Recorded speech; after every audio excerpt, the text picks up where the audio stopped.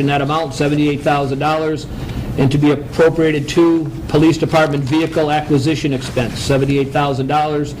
The amounts requested to be used for the following purpose: to purchase 2 marked police vehicles. I'll make that in the form of a motion to be sent to Finance. Second. We have a motion on the table to send to Finance a supplemental appropriation request for $78,000 to fund the acquisition of 2 marked police vehicles. Any further questions on this motion? Seeing none, all those in favor? Aye. Any objections or abstentions? Motion passes. Councilor Hagan, go ahead. Just in relation to all these appropriations, the Finance Director did, I believe, give us all a flow chart on what these appropriations will do to the free cash account, retained earnings, for the councilors to look. If you didn't get one, I'm sure you can get one. And as I understand it, the second line down would be what we appropriated tonight, and then the final grouping would what be if these are appropriated in the future.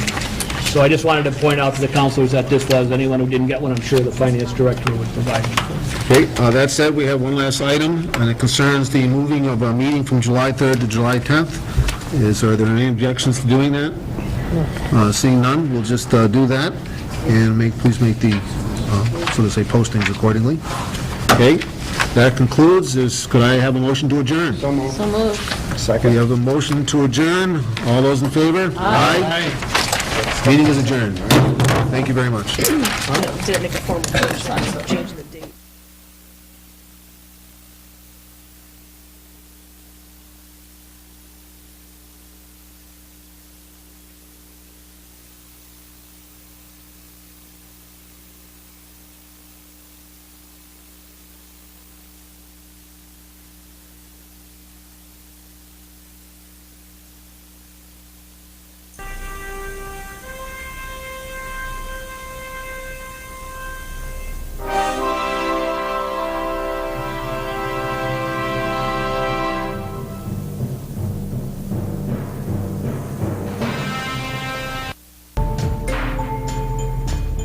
Traditional light bulbs actually generate 9 times more heat than light. Switch to Energy Star light bulbs, and you'll realize just how much cash you are really burning through. Saving energy saves you money. Learn more at EnergySavers.gov.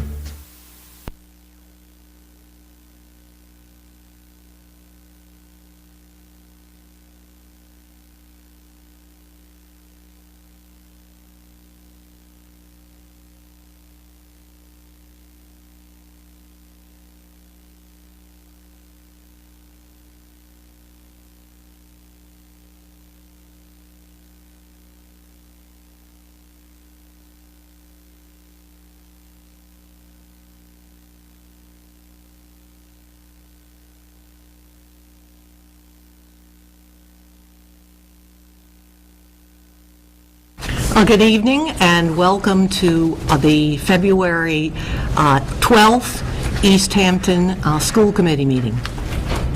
This meeting is being recorded by East Hampton Public Access Cable, and tonight's technician and volunteer is Tim, so we give him our thanks, and also want you to know that if you are interested in volunteering to help with public access cable stations, 5 and 19 and 20, they're always looking for volunteers, and you can contact Kathy at 413-203-1360. So our meeting is definitely in order, and we'll hear now from Superintendent Folensby. Thank you.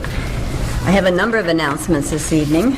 The next school committee meetings are March 12th and 26th, 2013. There is no school February 18th to the 22nd due to President's Day and winter break. There are half days of school on Thursday and Friday, March 7th and 8th, due to parent-teacher conferences. Whitebrook Middle School 8th grade science fair is Thursday, March 14th. Whitebrook Middle School Fine Arts Night is Wednesday, March 27th. There's a half-day of school on Friday, March 29th, due to Teacher Professional Development Day. There is no school April 15th through and including Monday, April 22nd, due to spring break, Teacher Professional Development, and the East Hampton High School move-in day. White Brook Middle School Transition Night is Wednesday, April 24th. The high school junior-senior prom is Friday, May 3rd at Chez Joseph. White Brook Middle School Spring Concert is Thursday, May 23rd. There's a half-day of school on Friday, May 24th, due to Teacher Professional Development Day. There is no school Monday, May 27th, due to Memorial Day. White Brook Middle School Washington, D.C. trip is Wednesday through Friday, May 29th through the 31st. Senior Banquet and Harbor Cruise is Friday, May 31st. All kinds of events to look forward to, huh? Senior Outing is Monday, June 3rd at High Meadows in Granby, Connecticut. White Brook Middle School Enrichment Night is Monday, June 3rd. And Senior Class Night is Wednesday, June 5th. 2013 graduation is Friday, June 7th at 7 p.m. White Brook Middle School Awards Night is Wednesday, June 12th. White Brook Middle School 8th grade continuation is scheduled for the last day of school, and the last day of school is currently scheduled for Friday, June 21st, which is a half day for students. But that's changed now to the 22nd, 25th, right. Thank you to all the bad weather we've been having. Kindergarten registration night is Wednesday, March 6th at 6:30 p.m. Tours are scheduled for Monday, March 11th from 1 to 2:30, and Tuesday, March 12th from 9:30 to 11. Kindergarten screening is scheduled for Thursday and Friday, May 2nd and 3rd, 2013. Well, I think we've done the year. I think we have. Right. Lots of good things to look forward to. Okay. Do we have any correspondence? No correspondence. And gifts? No gifts. At this time, we invite anyone who is present to come forward. It's called public speak. If there is an issue or a topic that is not a part of the agenda that you would like to speak to at this time, feel free to do so.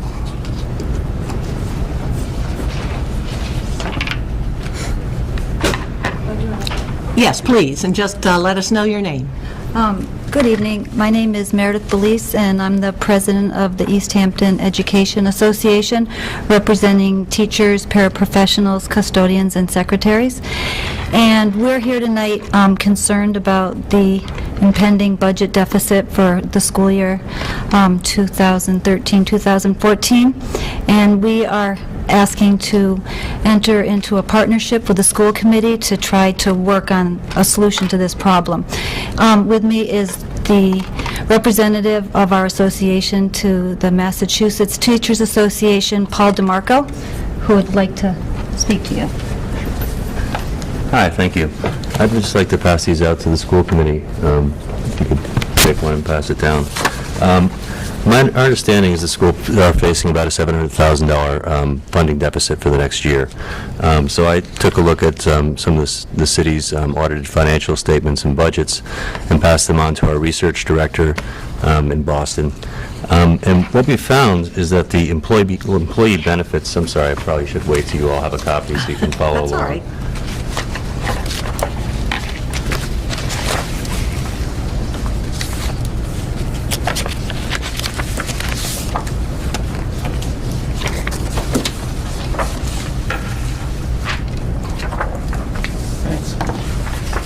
So on the front page, you see a compendium of the past five years, 2009 to 2013. The 2009 to 2011 numbers are contain actual spending numbers. The auditors come in apparently in March and do their audit of the city's budget. So next month the city should have its audit being done, and we'll have actual spending numbers for 2012.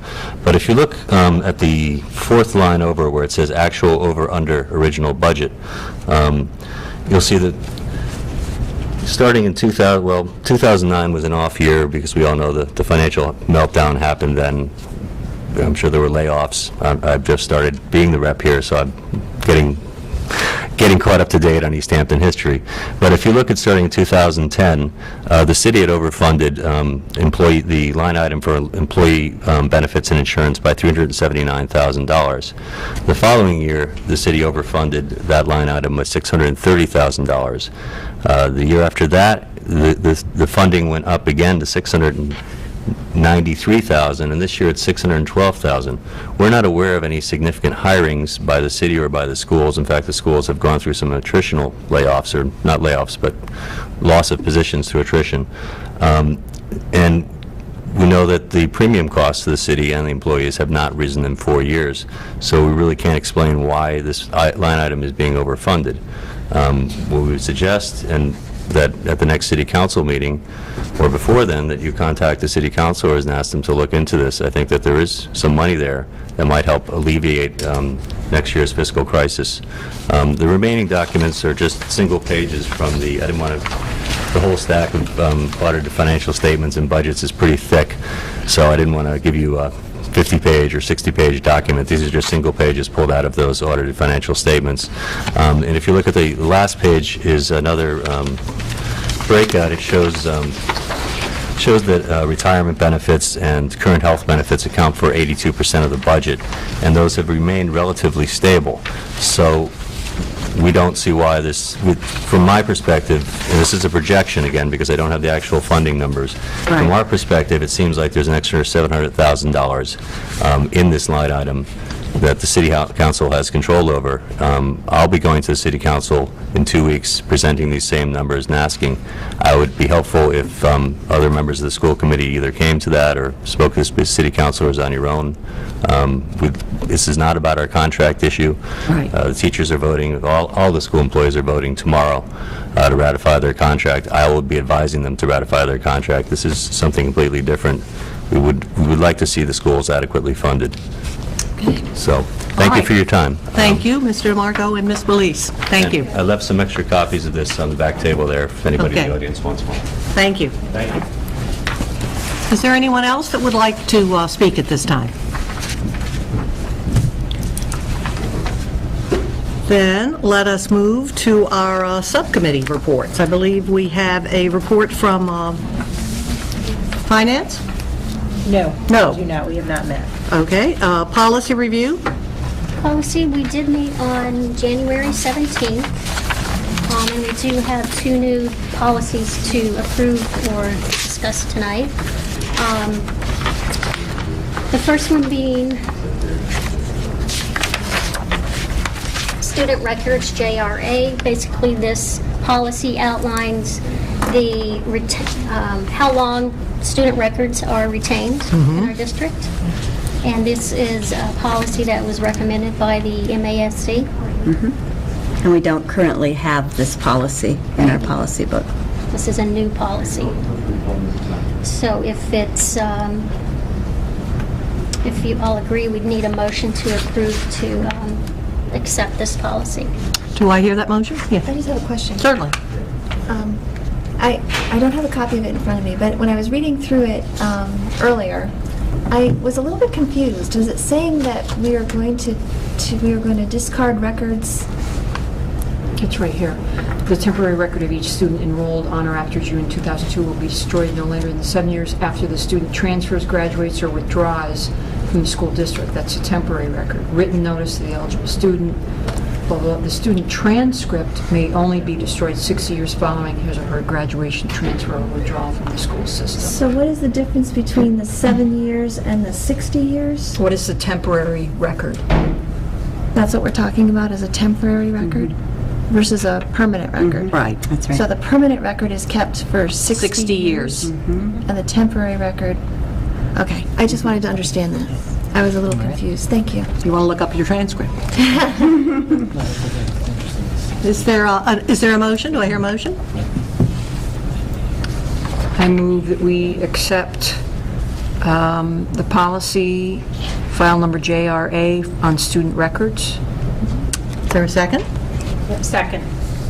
All those in favor of accepting the policy on school records? Say aye. Aye. First reading. I'm sorry, first reading, accept the first reading. Thank you. Aye. Aye. All those opposed? All right. The second policy that we guessing that have was 7-0, are proposing tonight is KDD, News Media Relations and News Releases. And basically what this, we do not have this particular policy, correct? That's right. Right, yes. That's right. We do not have this in place at the moment, and I'm just, sorry, I'm looking for my notes here.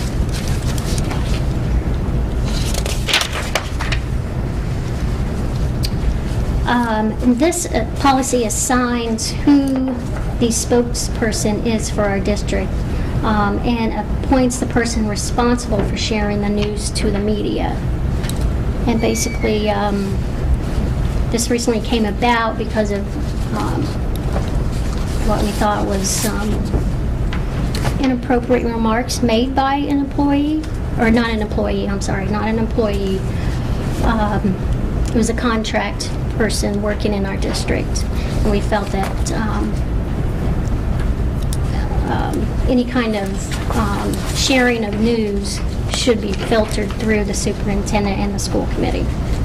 And building administrators, And if it's a building building issue. administrators. Right. It really is an attempt to clarify what the proper protocols are in terms of response to the media and sharing information.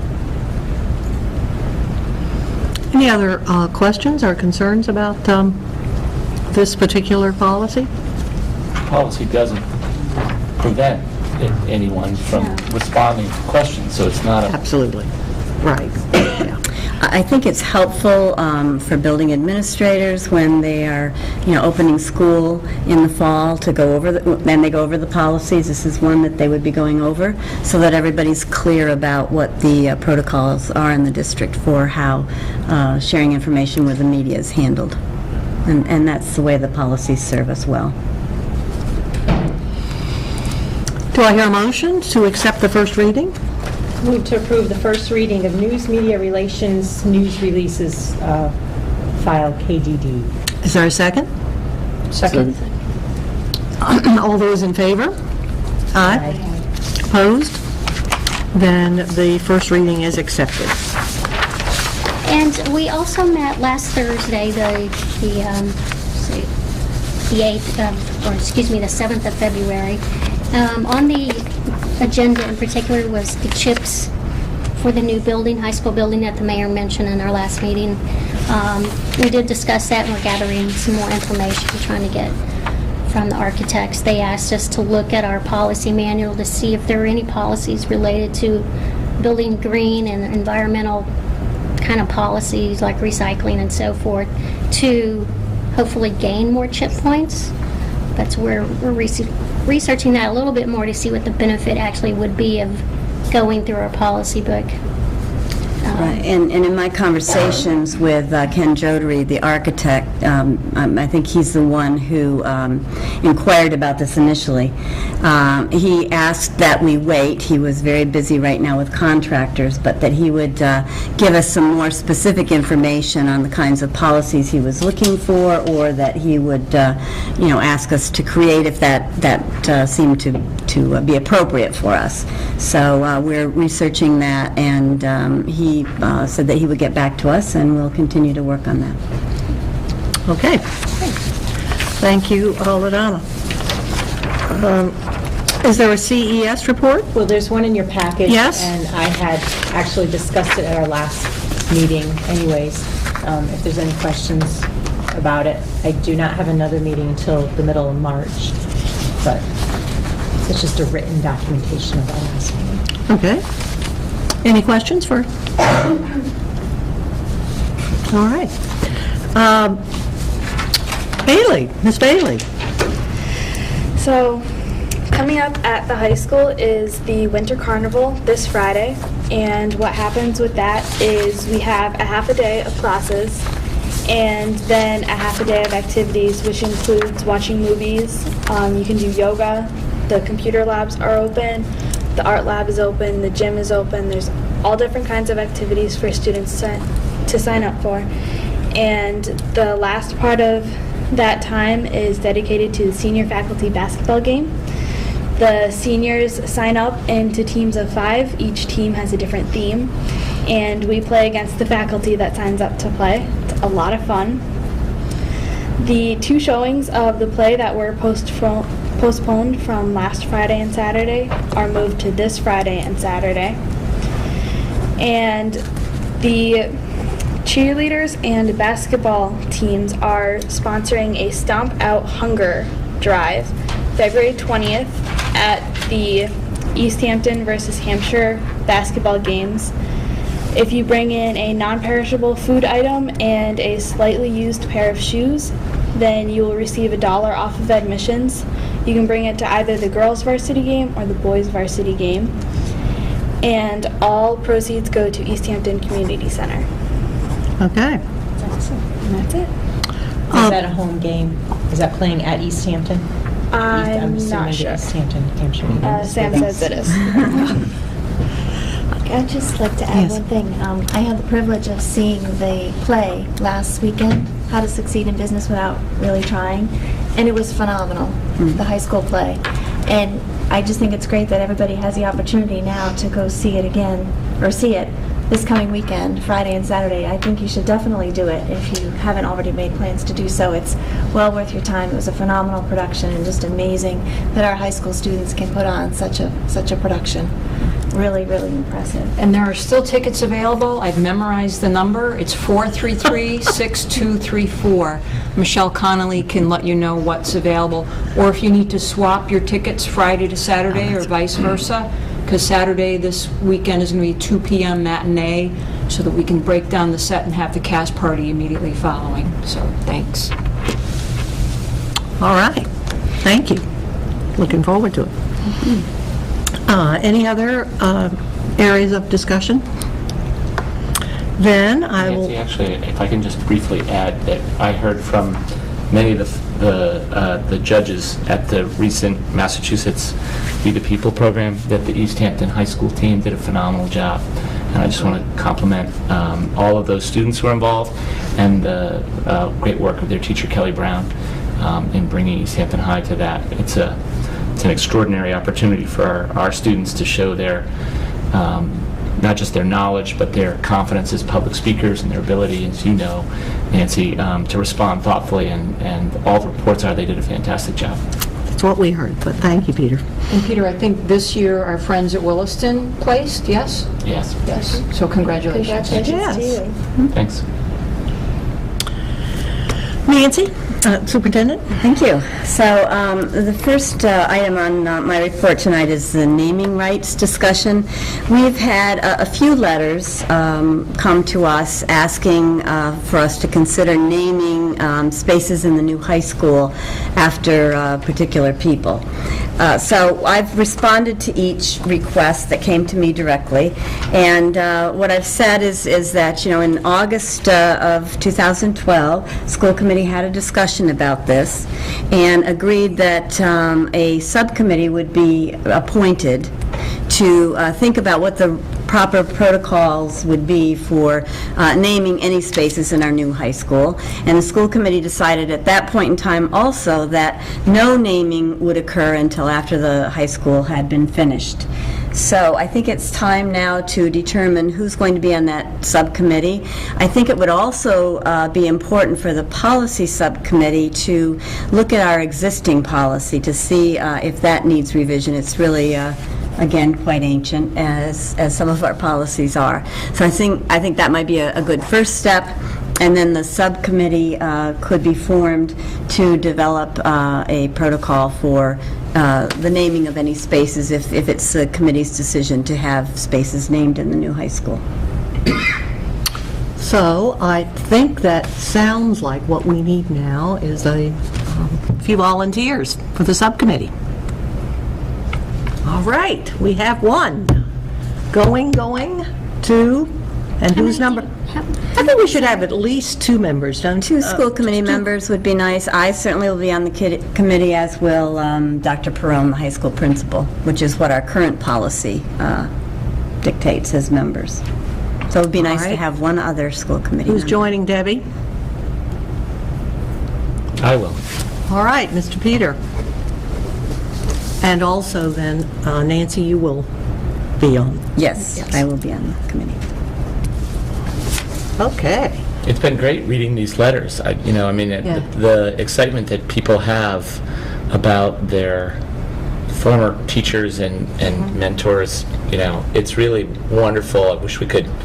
I think most of the letters are part of the public record, so it would be great for people to see whatever ends up happening to the names. It's just neat to see so many people from like the 1960s, 1970s, just having these great fond reflections of the impact that the teachers had on them. And I imagine there'll be more letters like that in the future based on what we see in the schools today. And it's really kind of neat to just know that people care so much about their schools and the people that influence their lives. Right. I just have to say, too, I had received an email message from a community member. After reading in the paper, there was some discussion about the whole topic of naming places in the high school. And I had received an email message from a community member opposed to the idea of doing any sort of naming of the building. And so anyway, I guess I'll save this information to share at a subcommittee meeting. But I just wanted to share that general piece of information with you. So I imagine we'll leave it up to the subcommittee as to when you're going to meet, but hopefully we'll hear a little something by the next school committee meeting. We will let you know. Okay. I will send out an email to find dates that work for everyone. Okay. Sounds good. Okay, next on my report is a Chartwell's update, and Andy Paquette, our business management consultant, is going to give us an update on Chartwell's. Well, as promised, you don't have in your packet the 4-page update, and that's because some of the things that after I've reviewed with Andrew Stratton, he gave us a worst-case scenario projection, and I asked them because there's some things that are known at this point in time, and I wanted him to go back and rework the numbers. So once he puts those in, the big one being, if you remember, I think in one of the discussions we had, or if not, I'll share with you for the first time, that there's an additional 6 cents per meal reimbursement that we will be receiving because of the efforts that we've done with the new food service regulations starting in October 1. So that is going to be an additional $8,000 coming to the program projected. He did not have those in his projections of what the little 4-page summary. So since we know we met the qualifications for doing that, so I asked them to put it in. So their worst case scenario had a $12,500 loss. So you add the $8,000 back, that's a $4,500 loss. There are some things that are they're looking at as far as food costs tend to be lower in January and February. So he's going to go back and rework those numbers based on their actuals. And again, he was putting in worst case scenarios. So I mean, honestly, I'll tell you, a $12,500 loss when you're looking at last year's program was a $44,000 loss. I would take that. Now, participation in breakfast is still running low. It's 4% less than what it was that we are projecting, what they projected regarding breakfast participation. So that's something, again, that we want to work on. And as to the breakdown of that, I've asked to see where that is as far as the different schools, again, so we can look and see if there's something that can be done and go forward. So as of right now, the worst case scenario was a $12,500 loss, but projected $8,000 coming in additional revenue for the 6 cents per meal. I'll take it. Questions? Yeah. We've been down this road before, Andy. You said it, by my count, 6 times. I think of it as a subsidy and an investment.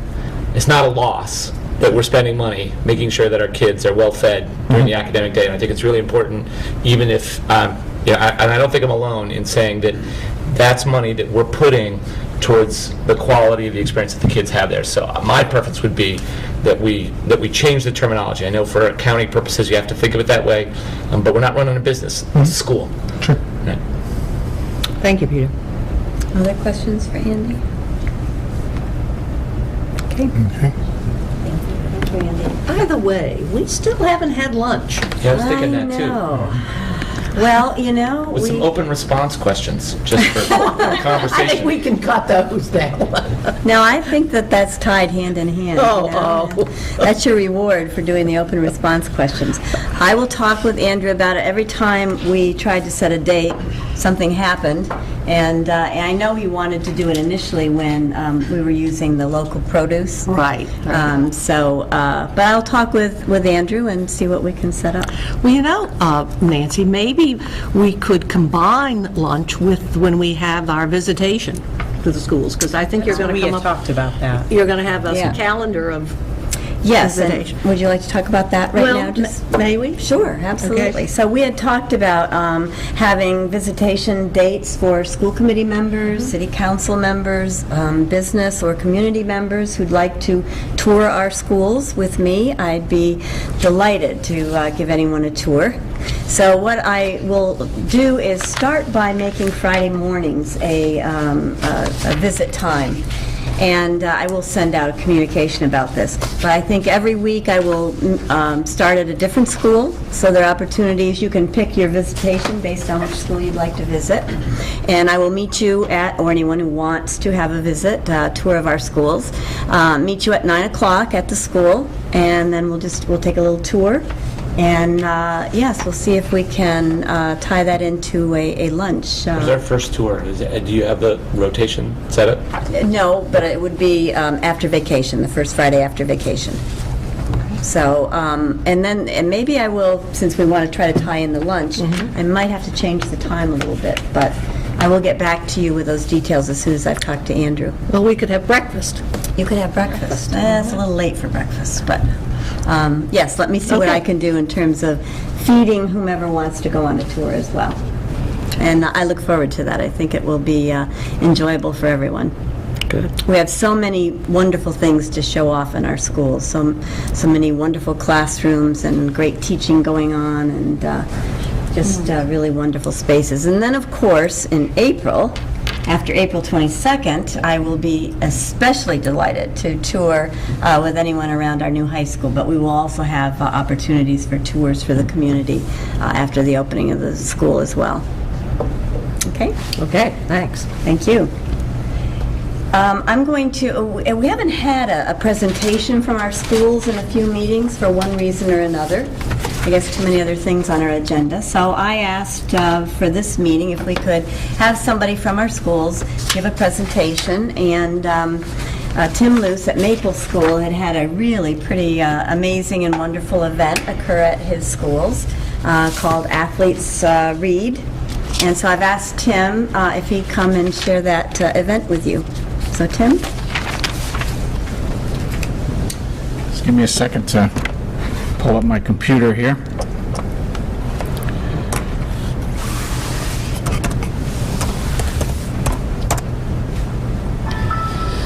So this is an event that actually had its origins last year. Rob and I got our school councils together to talk about doing something jointly that we could do to include the families from both schools.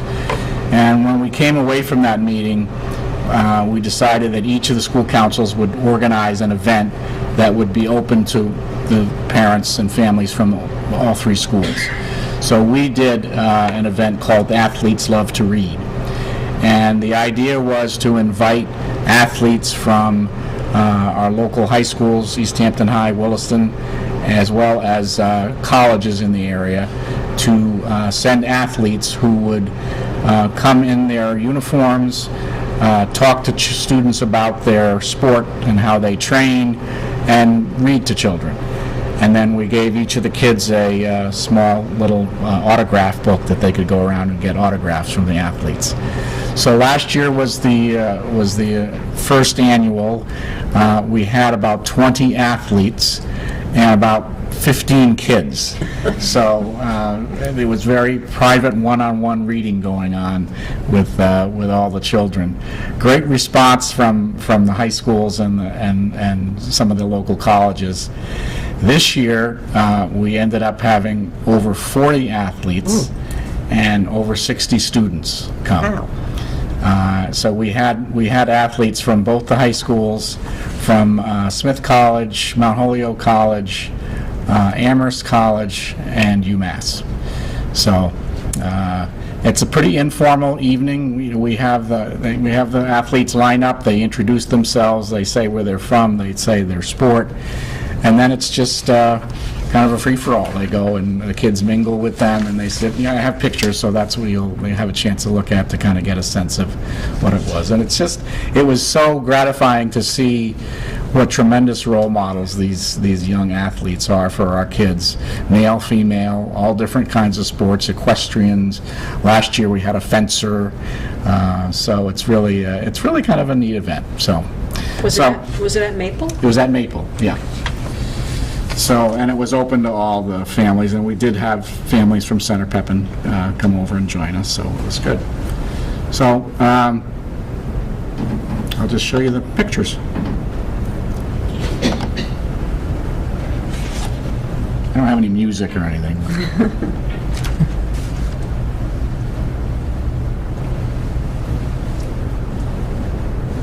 So this was the beginning when they lined up and introduced themselves.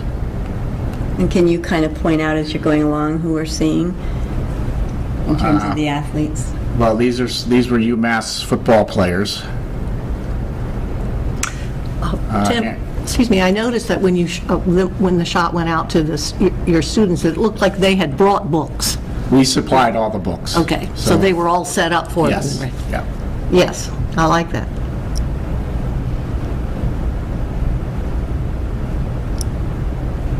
Who are we seeing here? Well, those are the UMass football players again. I'm not trying to put you on the spot, but obviously we can see who that is. Yeah, honestly, I can't. There's me. There's a East Hampton hockey player behind Yes. me. What school is it? Oh, that's East I think there was Williston. Zach is in the... Oh, Zach. is the... Why am I drawing blank on Zach's last name, Bailey? Lewis. Thanks. I think that's a Mount Holyoke equestrian rider. Oh, that's a good shot right there. Yeah. So we spilled out into the library just because we needed room. That's another UMass football player. Great idea.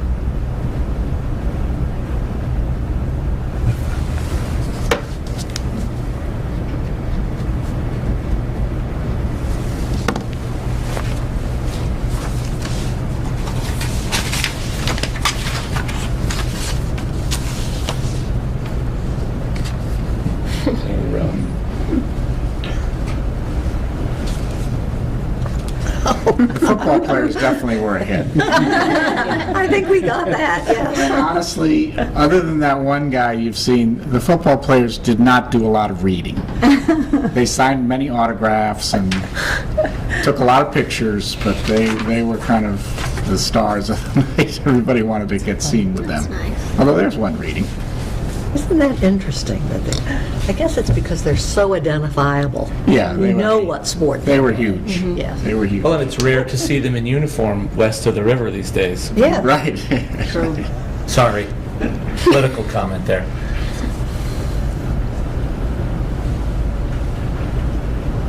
What a great photo.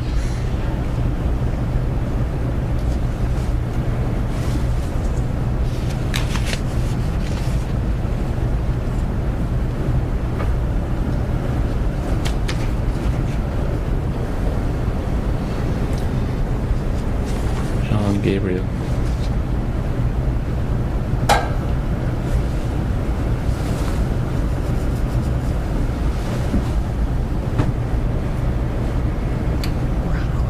I want to point out that the Williston football players are reading. Yes.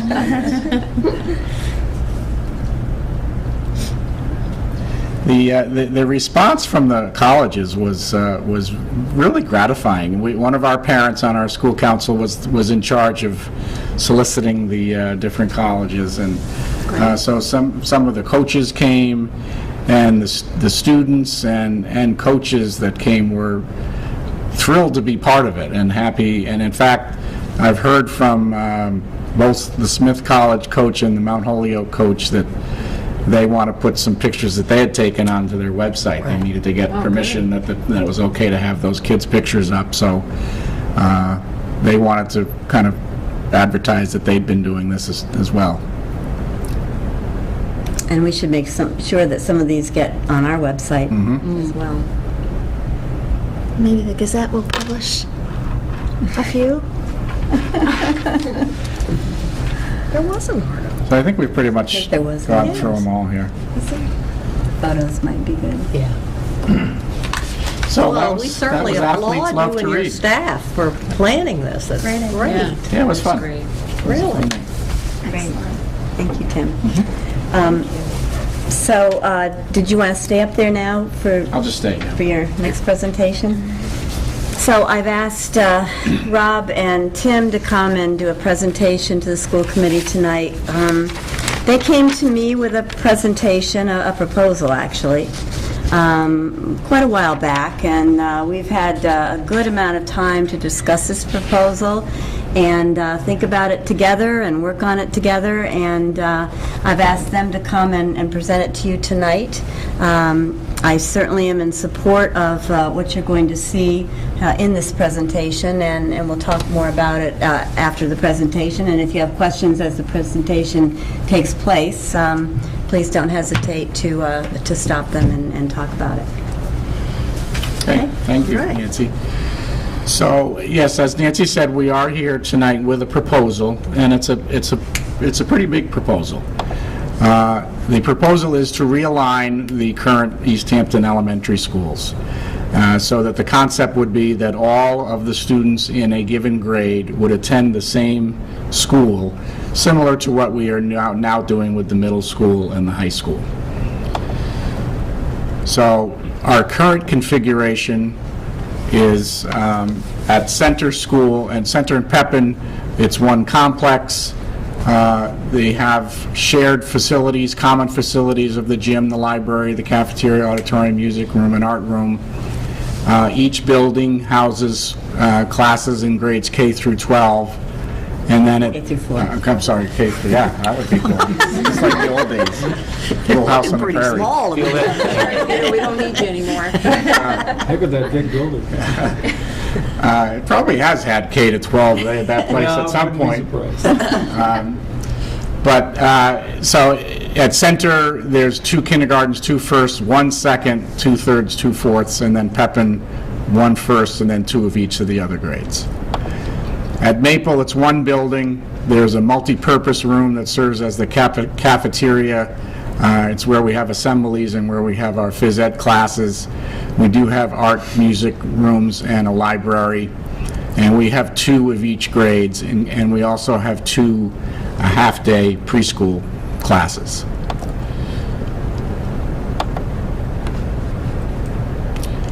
So the total numbers of classes for the district are 6 kindergartens, 5 firsts, 5 seconds, 6 thirds, and 6 fourths.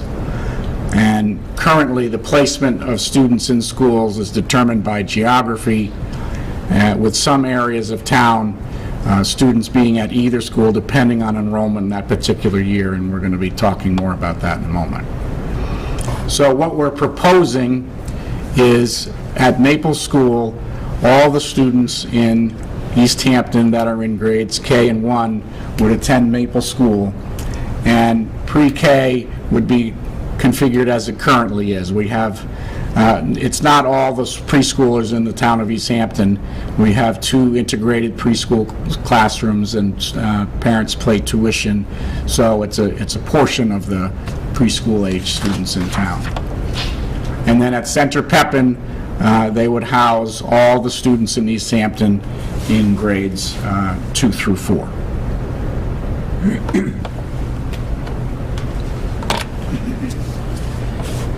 So we also wanted to provide a little history of where this work started.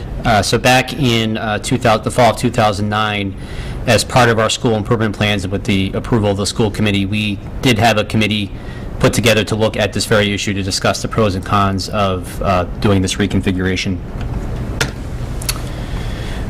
Again, we were charged with researching the model of reconfiguring schools, which meant looking at some research, calling some other school systems that had similar configurations in their district to see what the nuances of those configurations were, and getting input from community members as well as parents. we explored the pros and cons and came up with quite a list of pros and cons, which we'll be getting into a little bit later. We suspended, the committee suspended its work in January of 2010 without coming to a consensus, and we'll again get into that a little bit more later on in the presentation. Also at that time, we were in the midst of starting a search for a superintendent. It was really felt at that time that we shouldn't go forward with any discussion or reconfiguration without having the new superintendent on board so they could be part of that decision-making. So information supporting the reconfiguration. So out of a lot of the work that we're going to share with you tonight did come out of the committee that met back in 2009, 2010, along with some new information that we've compiled over the last couple years. The first thing we'd like to talk about is the need for transferring students. In 2007, so what I'm going to go over now is a list of from 2007 on of all the transferring that we've had to do with our students between Center Pepin and Maple School for various reasons, which I'll show you now. So in 2007, we actually had the ability to add a first grade section at Maple School. So to balance classes, we transferred 13 students from Center Pepin to Maple School. That position was then eliminated the following year due to a budget cut, which meant that we had to transfer some students back from Maple to Center Pepin. In 2009, we eliminated a second grade classroom in Center School due to budget cuts, which prompted us to transfer 8 students from Center Pepin to Maple to balance the classrooms. Same kids? We try to avoid, unless a family requested to move back, we purposely try to avoid double switching kids. So if you were switched once, you were not asked to switch again unless it was your choice as a parent. In 2010, we were able to reinstate our second grade. We had to transfer 5 students from Maple to Center Pepin, again to balance classes. Over this whole time, prior to the 2010 to 2011 school year, we used to have 3 sections of kindergarten at Maple School, 1 section at Pepin School, and 2 at Center. So going into first grade, we had 2 sections in each of the buildings. So we always had to move at least 20 Maple School kindergarten students over to Center Pepin for their first grade year. We eliminated the need to do that by moving one of those kindergarten teachers over to Pepin School when we had, one of the silver linings in our budget cuts is we had a classroom open up at Pepin School, so we were able to house an additional kindergarten teacher over at Pepin. But up until this point, we moved every year 20 students from kindergarten into first grade. In 2012, we eliminated 1 first grade classroom and 1 second grade classroom due to budget cuts at Center Pepin, which prompted us to transfer 12 students from Center Pepin to Maple, again to balance classes.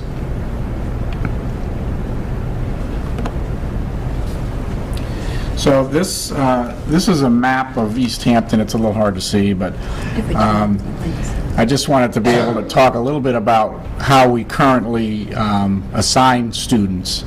So if you... Would it help if a light goes off over there? I was wondering, Vito, would you That mind? might help. Whoops. I remember my little trick here.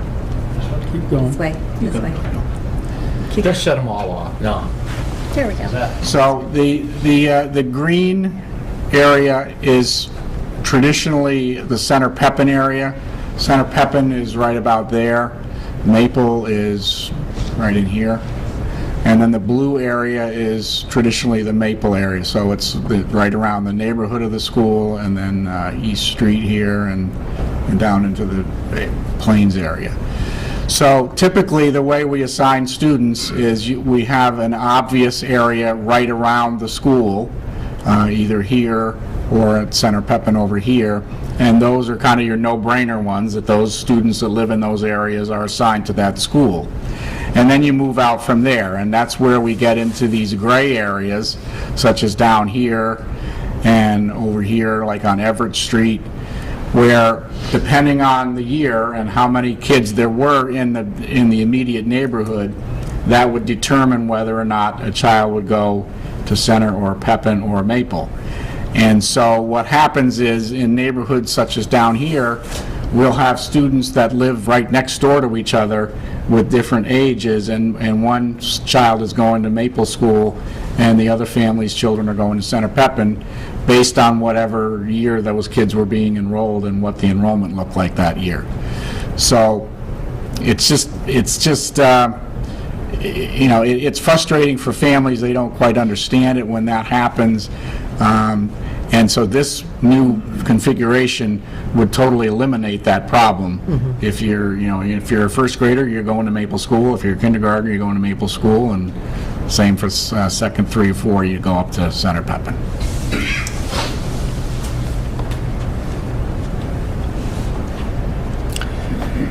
So another reason, another piece of information supporting the reconfiguration would, we'd have our grade level teams working in one building.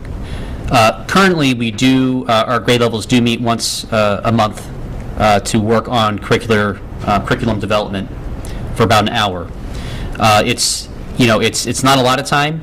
It's hard, even though Maple School and Center Pepin aren't separated by many miles, it might as well be 50 in terms of trying to get teachers together, because we're that busy with what we're doing in the classroom. In our individual buildings, Tim and I have provided some common planning time to our teachers currently, and that time within the building during the school day, outside of that 1-hour meeting, is actually more valuable, I would say, than that 1 hour they're meeting per month as a grade level team, because they have constant contact. So having the ability to have everyone who teaches kindergarten, everyone who teaches first grade, second grade, etc., in the same building to coordinate curriculum, teaching strategies, materials would be invaluable and a benefit for students. Thanks, Andy. Wasn't our computer, was it? Our students would also have access to the same facilities. So part of the rationale for having this configuration would be developing an early childhood center at Maple School. And having worked in a prior position in the school that was pre-K through 2, I have to tell you that the concept of an early childhood school, again, is invaluable. Having your resources all in one space, having a common understanding of what early childhood development is and what the what the interventions are that we need to provide kids at that age are. Again, having that all housed under one building would allow us to be more efficient with providing those services to kids at that grade level, at those grade levels. And our intervention services, which now are spread out amongst 3 buildings, because we have kids in all the buildings right now, would all be housed for this age level at Maple School.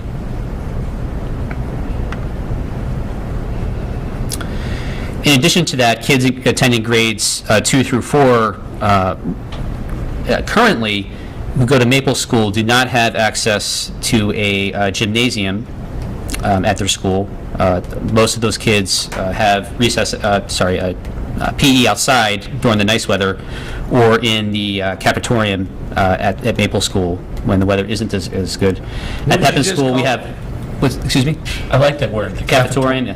Cafetorium. It's a jazzy way to say a cafeteria that also serves as an auditorium and an assembly place and a gym. And so we have a full-size gym at Pepin School. So somewhere along their educational career, a student at the elementary level will have access to the facilities at Pepin School, mainly a gymnasium, and also our auditorium.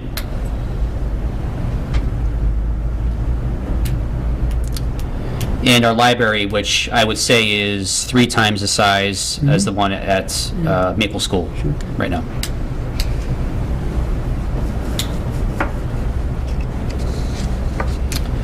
More effective use of resources.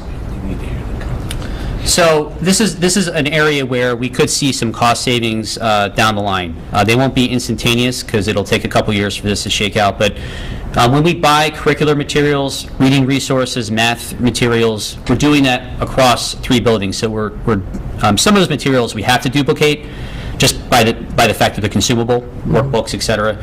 But some of those materials we have to buy 3 times only because we're in 3 different places. So this will allow us to, when we're doing some purchasing, to spend our money more efficiently and have the same materials on hand in each of the buildings, but doing it with less money, potentially.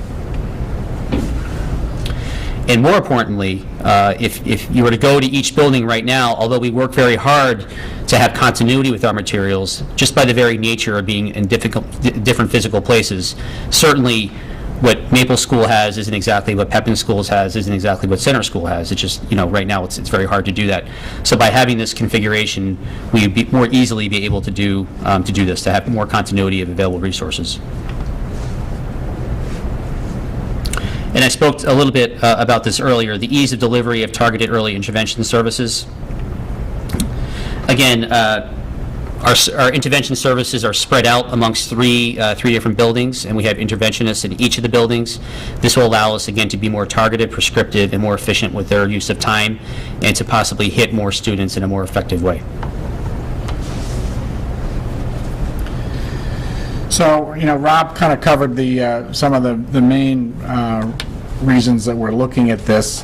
Obviously, there are a lot of questions, and many of these came up when we had our committee back in 2009. So the next part of the presentation is to try to address some of those for you. One of the big things that came up back in that time was the concept of the neighborhood school, and why should we give that up? And although this has been often mentioned, argument against this plan, the reality is that the number of families that actually walk to or live within a block or two of each school is very small. The two schools are less than a mile apart. Our city is small enough that both schools are, quote, neighborhood schools. So as you saw from the map earlier, the numbers of families that truly are within the neighborhood of each of the buildings is extremely small. Won't transportation be a problem? According to our bus contractor, he's indicated that busing should not be a problem, and currently all but one of the buses goes to both schools anyway. They'll drop kids off at Maple, and then there's more kids that they'll drop at Center Pepin, and vice versa. So the routes won't really change, the timing won't really change, so it really won't be an additional cost or anything like that. What about families with students at both schools? Am I grabbing your thing now? Sure. Yeah. So, obviously, one of the things we first thought of when we were thinking about this configuration is, what about families that are going to have a student either in K-1 and a student in 2 through 4 in the start and end times of school. So what we're proposing is that the start and end times would remain the same, so that the bus would run the way it is now, and we wouldn't have to do anything different there. What we recommend for any kids that get picked up at both schools, that we'd recommend that parents pick up their kids first at Maple, because they're younger, and I would develop a late pickup area for students at Center Pepin, so that parents wouldn't have to feel like they'd have to rush towards Center Pepin to pick up their kids. And I would just obviously develop that with our faculty to make sure that we had that in place. Other possible overlaps, such as open house and field day, and other events that we have in both buildings, we would have to coordinate just like we coordinate with the middle school and high school currently, so that we're not double booking parents on a particular day. Rob, can I ask Yes. I'm wondering what about the family that qualifies for a bus in one building but walk to the other? We're currently, Tim and I and Nancy are currently working on coming up with a proposal about the bus in terms of not only that, Peter, but also the fee. There might be some families that are impacted by having to pay a fee now because we've switched where their kids are going. So that, I think, will be brought up for further discussion You mean here. a fee through the Fill the Bus plan? Not only that, but just a fee in general. So if you are below the 2 miles, if you're between 1.5 and 1.99, you may be charged a fee. So you might qualify for the bus, you might have to pay for it. So currently, you may not have to if you attend Center Pepin, but if your child's moving to Maple now, you might have to pay the fee. So this is one of the areas that we kind of have to sort out a little bit. But the message is that we are working on a plan that will provide some relief to our families if this is the case and it affects them.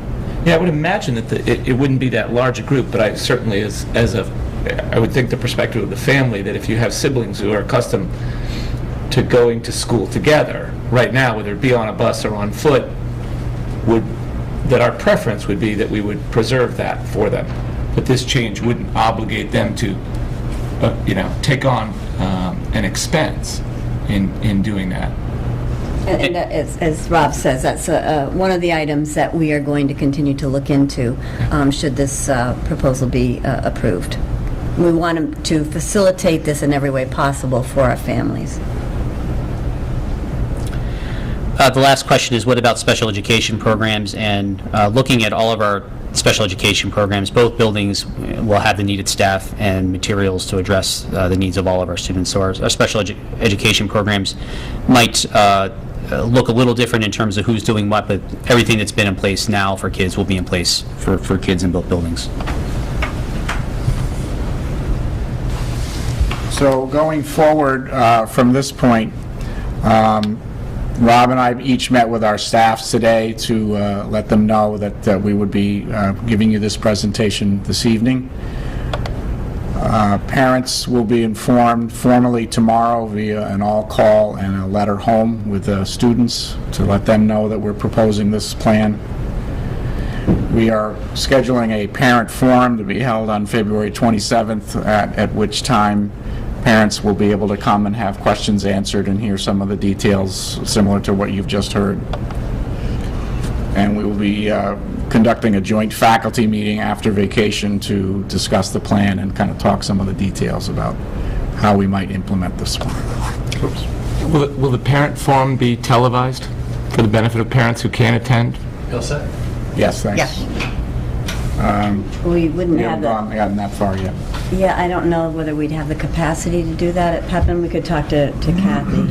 I think it would be important to do it, because looking at that date is 2 weeks away. I can see some families who might be interested in it, but unable to go. And I think it would be important. We can. I think it's a long overdue step, personally. Right. We talked about this in the 90s. Yeah. And I actually thought it died, but thank you for I think it's a great idea. I think part of the way you make that great idea clearer is for more folks to see what the hard work that you've done. Well, do we have some questions for Rob and Tim? I don't have questions. I am in full support of it. The last time you brought it in front of us, I thought it was a great idea. I still do. I mean, I know you'll have some bumps to get over, but I just think what a great thing to have the kids of each age in each school. And It allows you to focus on that age group. It makes nothing but sense. And I'm not an educator, so do you need a motion? No, we really don't need a motion today, because I think what we'd like to, I think it would make sense for the school committee to take this under advisement and to have public speak at our next meeting, to invite the public to come speak on this. I had one other just technical question. Do you anticipate that in the center pen, and maybe I missed this, that there would be a particular split, that the second grade would be in one building, the fourth would be in another, and the third would swing based on population or something like that? I've worked really hard to treat Center Pepin as one school. Right. Obviously, there's two separate buildings. Right. So the first, I looked at that. I've started to look at that and have been looking at that. It'll be impossible for me to house one grade in each building. So, like, I can't have all the second grades, for example, at Center School, in all the, third and fourth graders at Pepin School because of the space. It's really a space limitation. And we have an odd number of sections as well, right, which kind of compounds the issue. And without knowing what our configuration will be for next year in terms of sections yet, because we haven't finalized our budget discussions, it's kind of hard to say who will be where. And again, without taking away from my sharing the observations of my colleagues, it's not 50 feet isn't 50 miles, but the difference between someone being around the corner down the hall and someone being out the building and into the next building, it seems to me that to the extent that we can get everybody so that the second grade team is in a common building. I guess I'm just sorry to hear that I automatically assumed that to the extent that it was possible, at least two of the three grades could be housed, one in one building and one in another, so that you get that, you're all working on a similar lesson on Monday, and something comes up in the course of it where you're immediately talking about it, right around the corner, room to room. I don't know the buildings well enough to know that that's going to happen from Center to Pepin, or Pepin to center. So I guess if it's done, it's done. Well, But if it ends, It's not done. I think part of what I really solicited from my faculty today when we talked to them about this is their input about what would make the most sense. One thing I can say, though, is that because I've worked hard to make Center Pepin one complex, I do like the flexibility, if the opportunity presents itself, to have kids switch from building to building, only if it makes sense academically for them in terms of a fit with teacher. So I don't want to, the days of just saying, well, you go to center school because this is where you started, to me, have already gone. You know, I've already moved on from that, because it may not make educational sense for a kid to stay just physically in the building when a program or a teacher or service we can provide them in Pepin School might be a better match for them.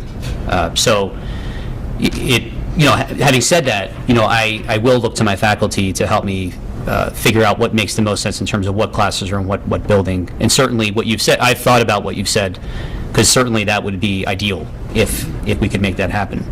I'm not sure if we can. Not knowing the configuration for sections next year, it's kind of hard to answer. And I think there are other opportunities from my tenure there to gather together. There's a nice faculty room at Pepin, and oftentimes teachers from both buildings would gather there for lunch, and there's a lot of back and forth that occurred, at least when I was I'm not saying that 90% better is, but not 100 is not a reason to do it. I just think we always should aspire for the 100 when we can, and we'll leave it to you to get us as close to that as possible. Any other questions? Just to be clear, this is a definite going into next school year?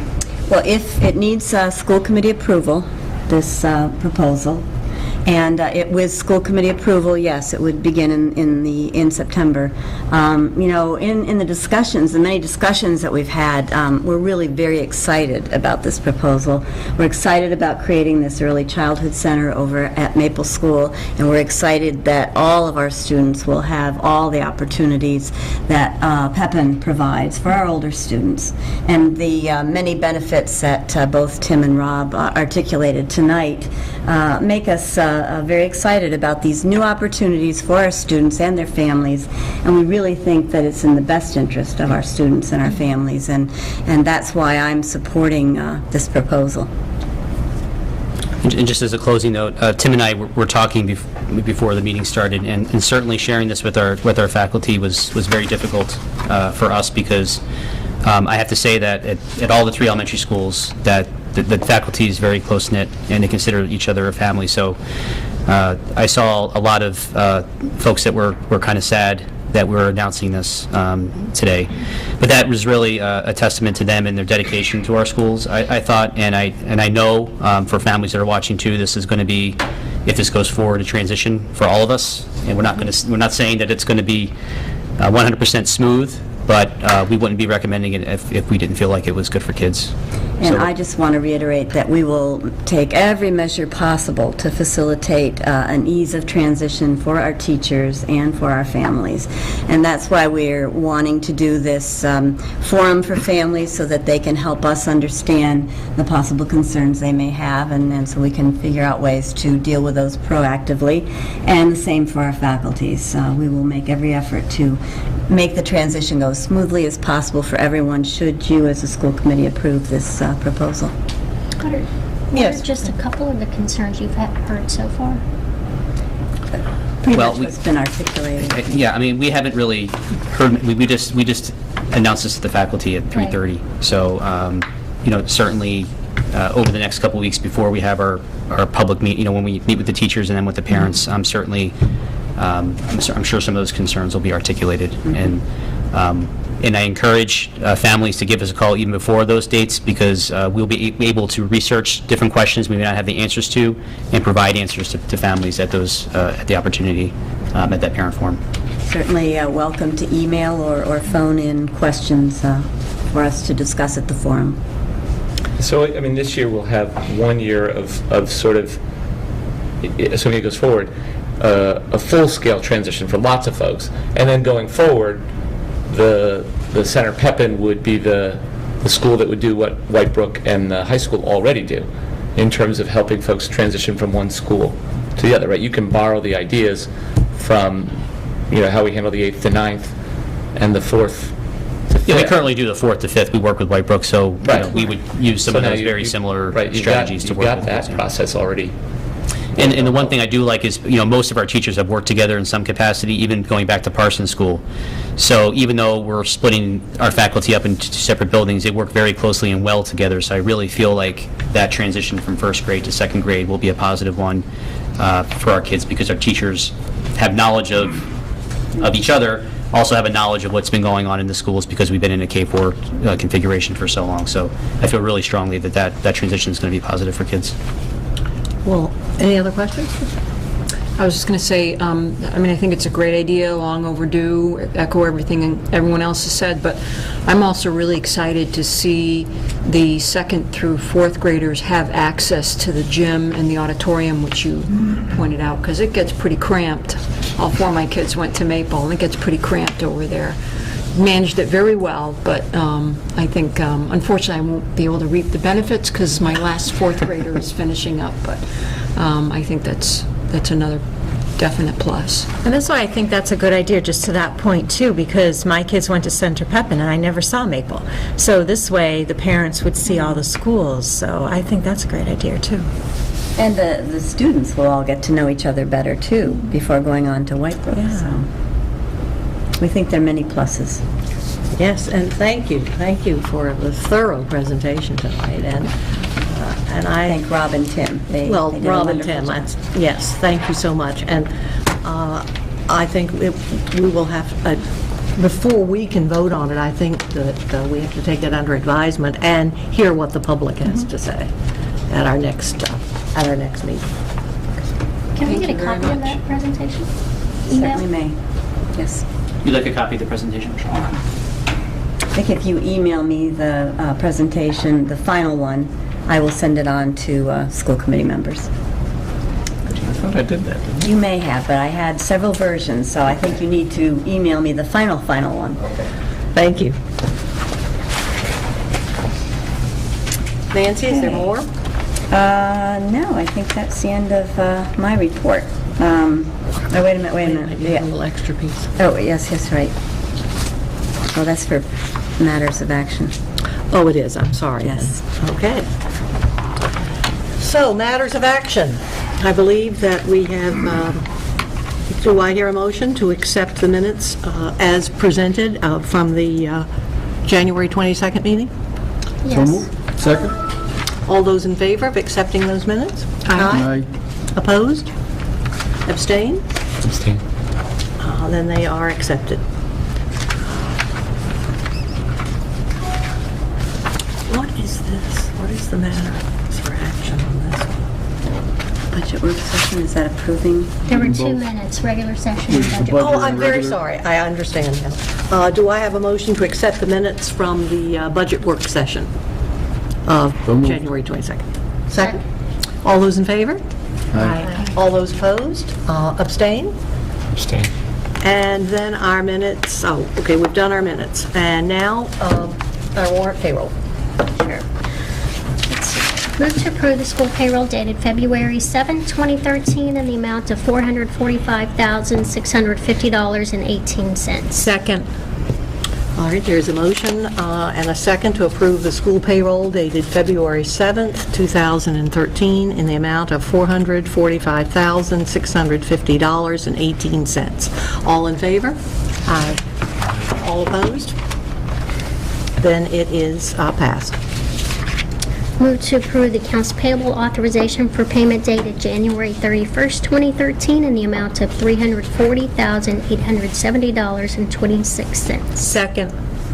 All right, there is a motion and a second to approve the accounts payable authorization for payment dated January 31st, 2013, in the amount of $340,870.26. All in favor? Aye. All opposed? Motion, excuse me. Then it is passed. Move to approve the accounts payable authorization for payment dated February 14th, 2013, in the amount of $388,203.23. Second. There is a motion and a second to approve the accounts payable authorization for payment dated February 14th, 2013, in the amount of $388,203.23. All in favor? Aye. All opposed? Then the motion is passed. And it looks like these were checked prior to... By two finance committee members, yes. Yes. And that's it. By one. Right. Then, before I accept a motion to adjourn, I believe we have one. We have a couple more. Yep. Oh, yeah. Budget transfer. Oh, budget transfer request. Oh, I forgot about that. That is...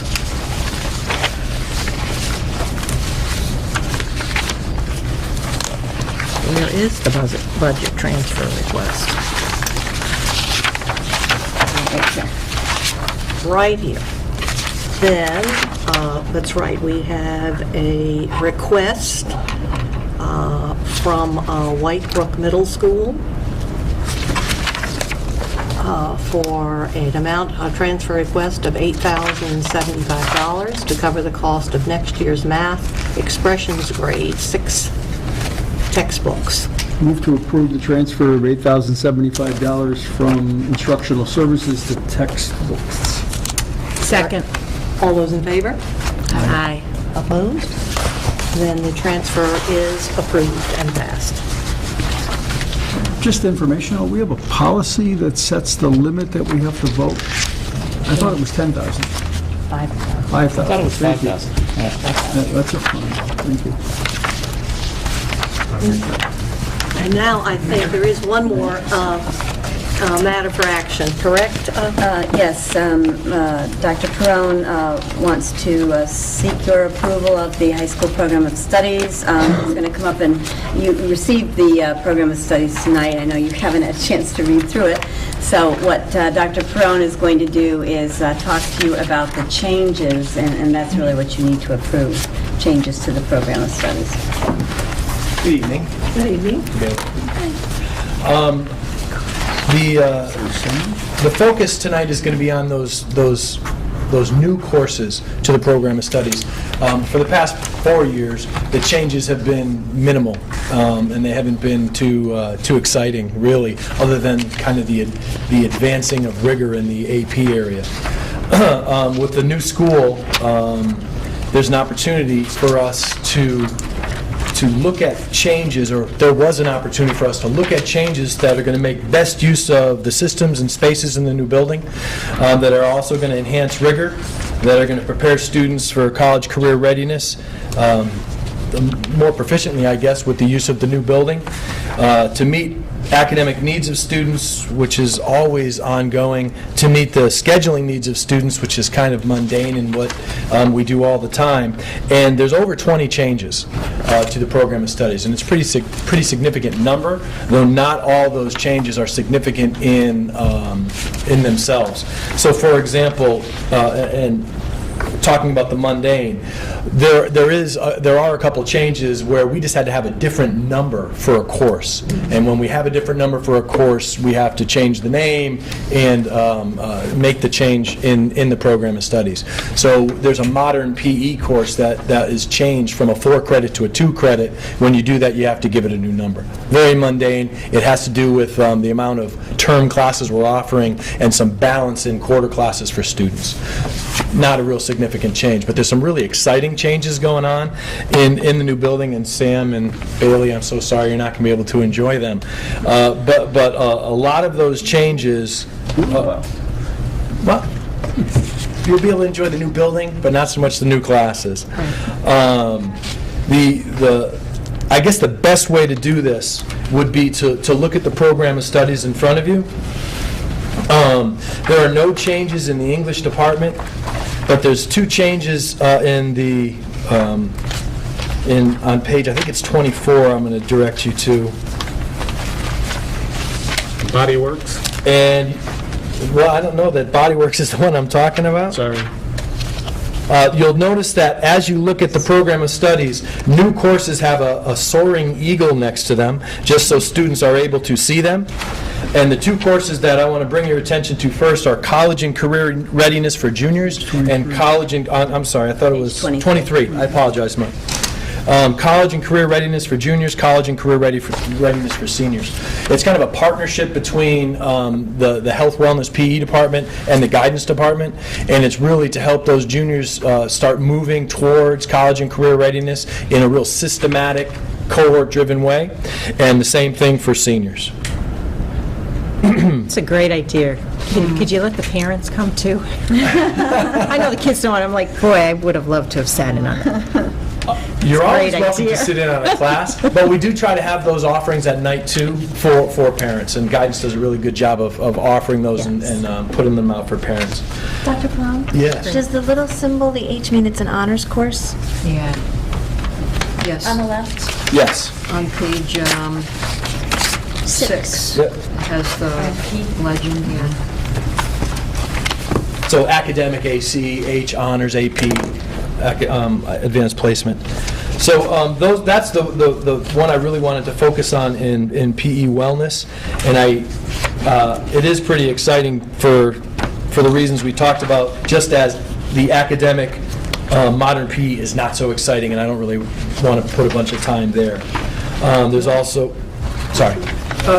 I guess I'm College and Career Readiness Honors Course. So if you're not an honor student, you don't get to go? Is that what that means? No. No. Okay. You can choose to go to take an honors course. and- Anybody can, there's no prerequisite for that Right. class, so little Vito could take that. So what's the difference in the label? Yeah. It's the weighting for GPA. Okay, so a grade that a student gets in an honors designated course counts for more points. Than an academic, and a academic. college placement, that's right. So we have honors PE courses? Now you're back to Bodyworks, aren't you? Bodyworks? It's an honors PE It is an honors PE course. Page 26 has a couple. Yeah, page 23, right above the two classes that we just discussed. Bodyworks is an honors course, whereas conditioning for sports and life is an Yeah, academic. that's a mistake, because the PE classes aren't counted towards GPA. So that's an academic? Yeah, that's a mistake. And we want to say that all of the final editing hasn't been done on all the little, grammatical pieces and things of this nature, but we wanted to get this to you to approve the program of studies in terms of the courses at this point. And then we're going to go back over it with a fine-tooth comb, or Dr. Perone and his staff will do that. Well, and that actually started today. I brought it to Ms. Gilfeather, she looked at it, another pair of eyes, and then I brought it back to the team leaders today so that they are going to look at it for that final tweak. What I really wanted, what I really wanted everybody to look at was the new classes that are being offered. Right, because really, essentially, that's what we're asking you to approve, the new courses that are added to the program of studies, the courses that were not in the original program of studies. Not in the old program. The old So program. that's right. So are these other PE courses that are graded Honors? H not supposed to be? Not it. That's right, no, that's a mistake. So both on page 23 and on page 26, those are all 26. AC now. Yeah. Gotcha. So as I say, I'm jumping ahead and see forensic science as a new course. I knew you were going to get ahead of me. But yeah, That's we'll catch... exciting. It would be good to have a summary next time of the changes. Well, that's what Dr. Perone is doing right now, if you'd like it on paper, and next time we certainly could do that. Sure. So if we jump ahead to math, On what page? on page 34. What about 28? There's a flying eagle on 28. Dr. Perone, before you move on, can I just ask clarification, one more thing? Yep. On this honors, I just think it is kind of important to understand that designation and make sure that we have that straight. On page 27, Yep. then do we assume also that the courses there, hot topics for teens intro to early childhood, those are also non-honors classes? Yeah, I have to get with with the team leaders and make sure that we have those ACs, Hs, APs, they're all correct. Right. But that's true as far as off the top of your head, those aren't honors? They are not, no. Okay, and also on 28, Life 101? Yeah, 28, again, modern PE and band, again, that's a scheduling thing. We want to make sure that we can make the full year band PE work. Right. So that's a new class just in that. It's never, we haven't had this connection before within Power School. So we're linking those two classes together, so we needed a new number to make that link work in Power School. So that's why it's a new class, even though we've done it before. Okay. I just wanted to clarify that each on some of those others, because I just think it's important to understand that along the way. So, looking at the math section on page 34, extended algebra 1A and extended algebra 1-2, there's been some extensive curriculum work. I apologize, and I missed a step, but I'm looking at new courses on page 28 and 29. Did we looked at those, yes? Yes. There was a discussion about modern physical education and modern PE for band and chorus. Yes. Sorry, I missed it. I just said, Peter, that that class is not really a brand new class. It has it's two classes that are linked together. So within Power School, when you do that, you have to give it a new number, and that's why it's designated as new. Thanks. So any of those students that are taking band are going to recognize that they need to take that class in their course selections. So looking at extended algebra 1A and extended algebra 1B, there's been some extensive curriculum work done, vertically recognizing the needs that students are having when they come up.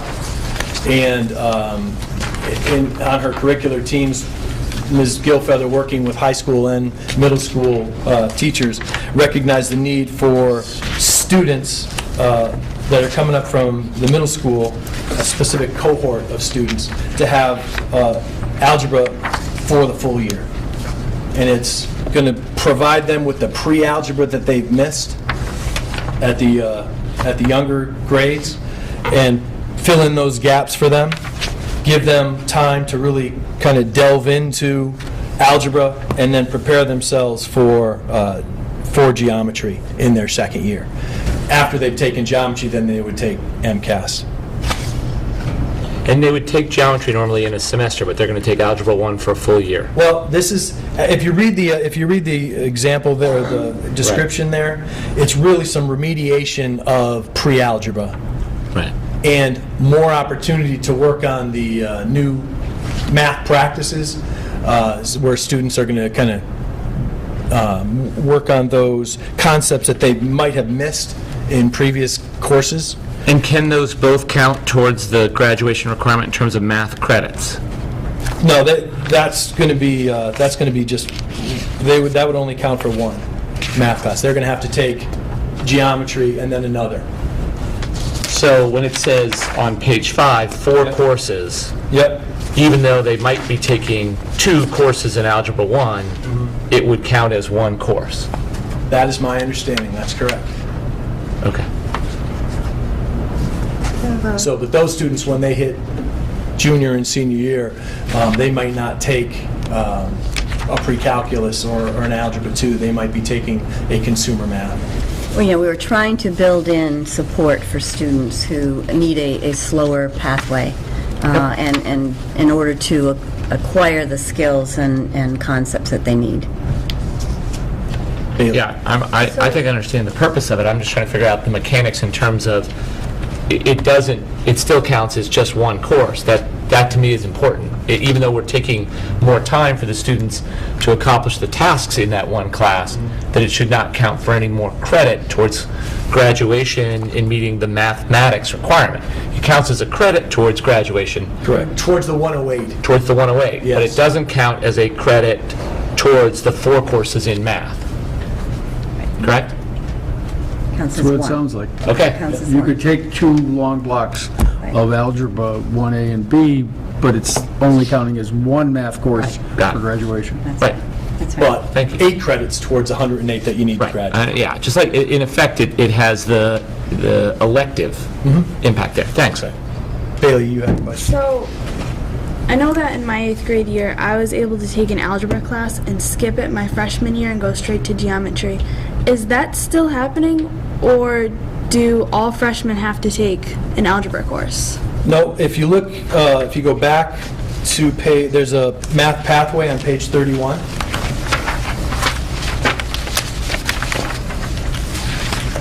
And that math pathway, a student could come in from the middle school and go right to the geometry honors. Okay. That still exists. That still exists, yeah. Just wanted that. And then that student would be on kind of a fast track towards Algebra 2, pre-calculus, and calculus. Okay. Okay? Samantha, did you have a question? Yeah, I was just curious, since Bailey brought that up, with the whole, like, skipping the Algebra 1 portion and going straight into geometry, that's more of just a fast track, and they wouldn't receive any, like, pre-credits for taking that algebra in the middle school? No. Okay. No. Okay, we had been under that notion our 8th grade year. There was a time Yeah. when there was a specific cohort or a class that was created back then that those students did receive high school credit. But that's no longer Not the happening. ways anymore. Okay, thank you for that clarification. Vito, not for this meeting, but down the road, I just saw this as I was moving through. I was struck the other day when I was talking with a couple of students when I was visiting the school that they were taking online classes, and I was wondering if at some point we could just get a report about how many kids are doing through the virtual high school then, right? Yep. Yeah, it'd be interesting just to see what have we gotten a sort of before, did I miss it? I don't want you to do something you've already done. No, I don't think we've done I don't it. think we formally reported I think out it would on be that. great to see, what percentage of our kids are taking those classes and what classes that they're taking. We'll put that on a future agenda. Thanks. On page 34, math, literacy, and application. Now, we have the need to help remediate and catch up kids as they're coming up, but there's also a need within the school, once they're at the high school, for those students who have scored below 230 on the MCAS to give remediation at the high school. And if you look at that 287 math, literacy, and application, that's exactly what that's for. And in our discussion about that class, we didn't want to just simply focus it on MCAS. And so the PSAT and that test that they take in the sophomore and junior year is also being prepared for in that class. I was just thinking of Mike's comments earlier about the NEASC, and isn't it great that the College Board now has us taking right? The PSAT is a 4-fee test? Yes. Yeah. And they now have folks taking it as sophomores and juniors. Sophomores and juniors. The monster of New Jersey grows,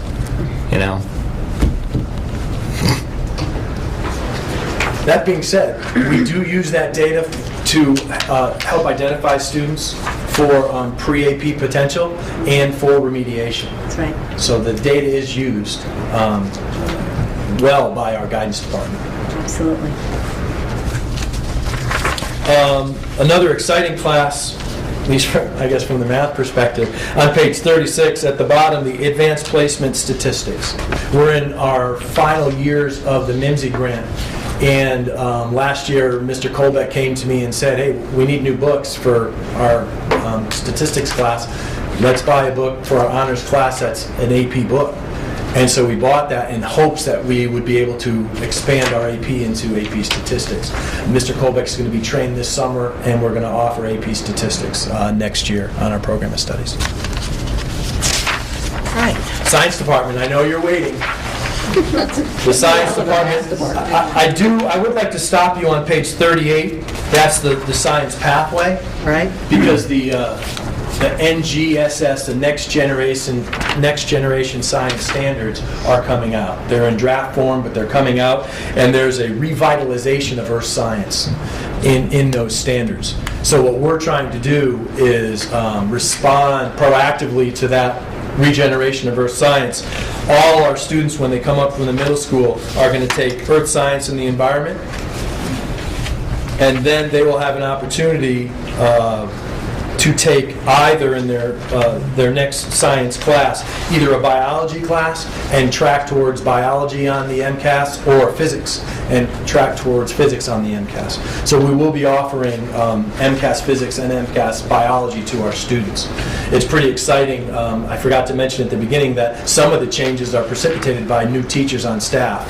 So we have some new teachers with new ideas. We also have a physics teacher that's just a fantastic teacher, and he's doing a wonderful job, and we want to expand that physics program for our students. Bill, I'm sorry, but Yes, sir. But I'm not. It just seems to me that the pathway page is great. At some point down the road, I would recommend that the sequence of course listings correlate with the pathway rather than being done alphabetically. Right? Our course, for example, in math, even though you go Algebra 1, Geometry, Algebra 2, Yep. right? That's not the way the courses are listed in sequence. They're listed by their alphabetical. And you're talking about in the program of Right, studies. the way the actual course booklet works out doesn't follow the flow of classes you take. It's driven by the first letter of the course name. It just seems to me that as a consumer who's looking at this, I'd rather look at it in the order of the courses as I might take them, rather than say, okay, because I don't go from Algebra 2 to AP Calculus, for example, but I do in the book, right? So I think let's make the pathway sheet the guide for the way the course descriptions run the rest of the way. We discussed that.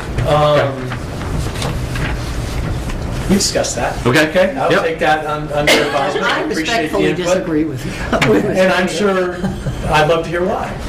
This is the only way that's ever presented in college or in university. And you certainly need to get used to reading a course catalog in the fashion that it will be presented to you in future. Plus, The only way? It's the general way. Okay. What is the general one? In the alphabetical listing under departments. By number. I respectfully disagree with that. I think they listed by the courses and the sequences and the requirements that you take in many colleges. Well, anyway. I think the point is that it has been discussed, and certainly, the suggestion will be brought back to the team leaders and to guidance, and certainly can be discussed for the next program of studies. I know that from a student's perspective, a lot of students, when they're going to sign up for their classes, they know what classes they want to take. So having to find the numbers to write them down, it's easier having them in alphabetical order, because we can just find like the first letter and then go from there. And a lot of the work that's done before this document goes home and before the students have it is done with guidance counselors. So I appreciate that input, and I do appreciate, Peter, your input also. Okay. Forensic science, eh? Forensic science. So as you move through, forensic science is a quarter class, and the movement, what we're trying to do is move towards AP classes that are not a full year, but that give us an opportunity for students to have as much time as they need within the school year to prepare for the exam. So what we're looking at is, in the next iteration, a 3/4 AP class, and then a quarter class that balances it. So this forensics class, you'll notice it's a 2-quarter class. This is Mr. Sheehan's thought, our chemistry teacher. I can do AP Chem in 3 quarters, first semester and first quarter of second semester, and then I can offer them a nice, exciting forensics class for that last quarter of school. So get them prepared for the AP, but then give them something that's exciting and fun that they can be challenged by. And this isn't AP. And that is not AP. Thank you. That's correct. That is correct. What does the E stand for at the end? I missed that. I'm sorry. Elective. Just the... Okay. So as we move through the next one, introductory physics, we had a physics class in the past, but with a new teacher, he revitalized the description, and we had to change the number. So we have introductory physics, and that class is going to be offered not to juniors and seniors as it was in the past, but to freshmen, and then there'll be an honors level physics class for upperclassmen also. There's also, we want all students to have an opportunity to enjoy physics, and so Physics and Society is a survey class that Mr. Phelps is offering, and you might have seen a newspaper article where there are some students in the park, and they were doing some tests with the police department, the fire department helping us, and that was Mr. Phelps's Physics and Society class, and those students were really enjoying that activity in that class with Mr. Phelps. Dr. Prong, Yes, sir. You indicated interactive physics was a freshman class? Yes. It indicates it's a sophomore class. Oh, sorry, you're right. I apologize. The environmental science is our freshman class. Thank you. I appreciate that. The physics class, the introductory physics, is sophomore year, and then when they would take the MCAS. Robotics. This is one of those exciting new building pieces. In the new building, we have the opportunity to offer robotics, and that's where this course came from. I really can't wait for everybody to get in there and see what's going on in the building now. That robotic space has an electronic panel and 6 stations in the back of the room where students will be able to do experiments. And I know Mr. Phelps wants to clone himself so he can be upstairs and downstairs to take advantage of the building. Lots of pictures on my Facebook page if you want to see. So if we skip through specialized programs, because there are no new classes there, to social studies, and in social studies, the big change, I shouldn't say the big change, but a change is an expanded AP offering, which is AP U.S. Government. And what Ms. Brown wants to do is she wants to have the We the People be a component of AP U.S. Government, and then the U.S. History to have We the People back out of U.S. History so she can really focus on that U.S. 1, U.S. 2 in that AP U.S. class.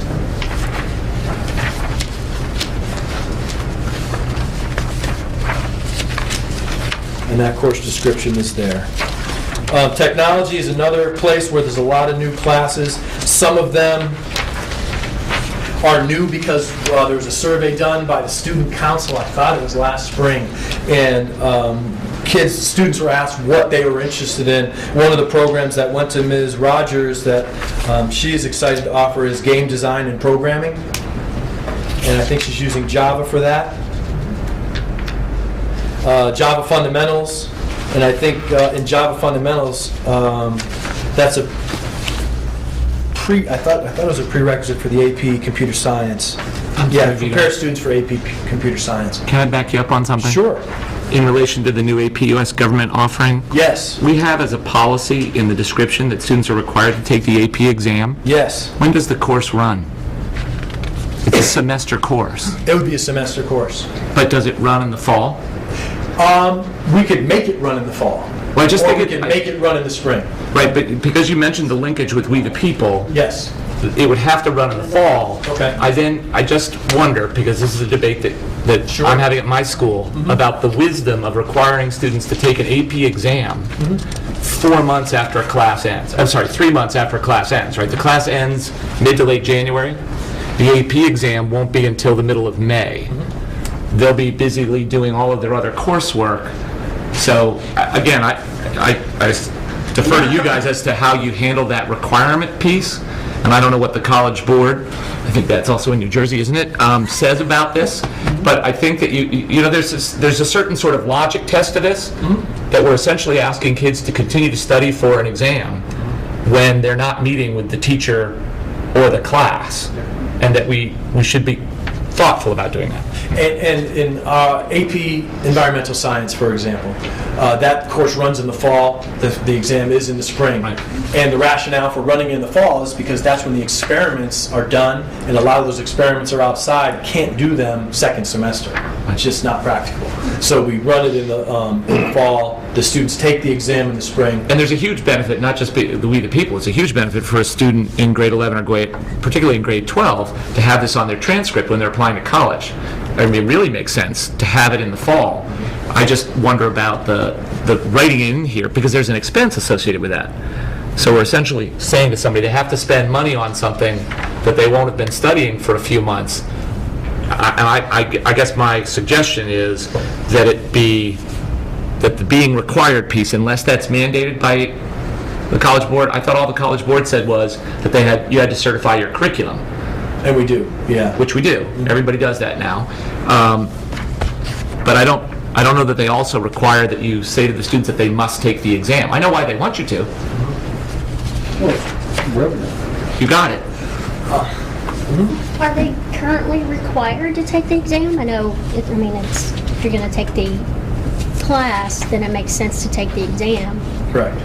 But they're not currently required to take it. All of our students that are taking the classes are taking the exams, yes. But they're not required to. Oh, it says that they are. They are. I think you are required. Right.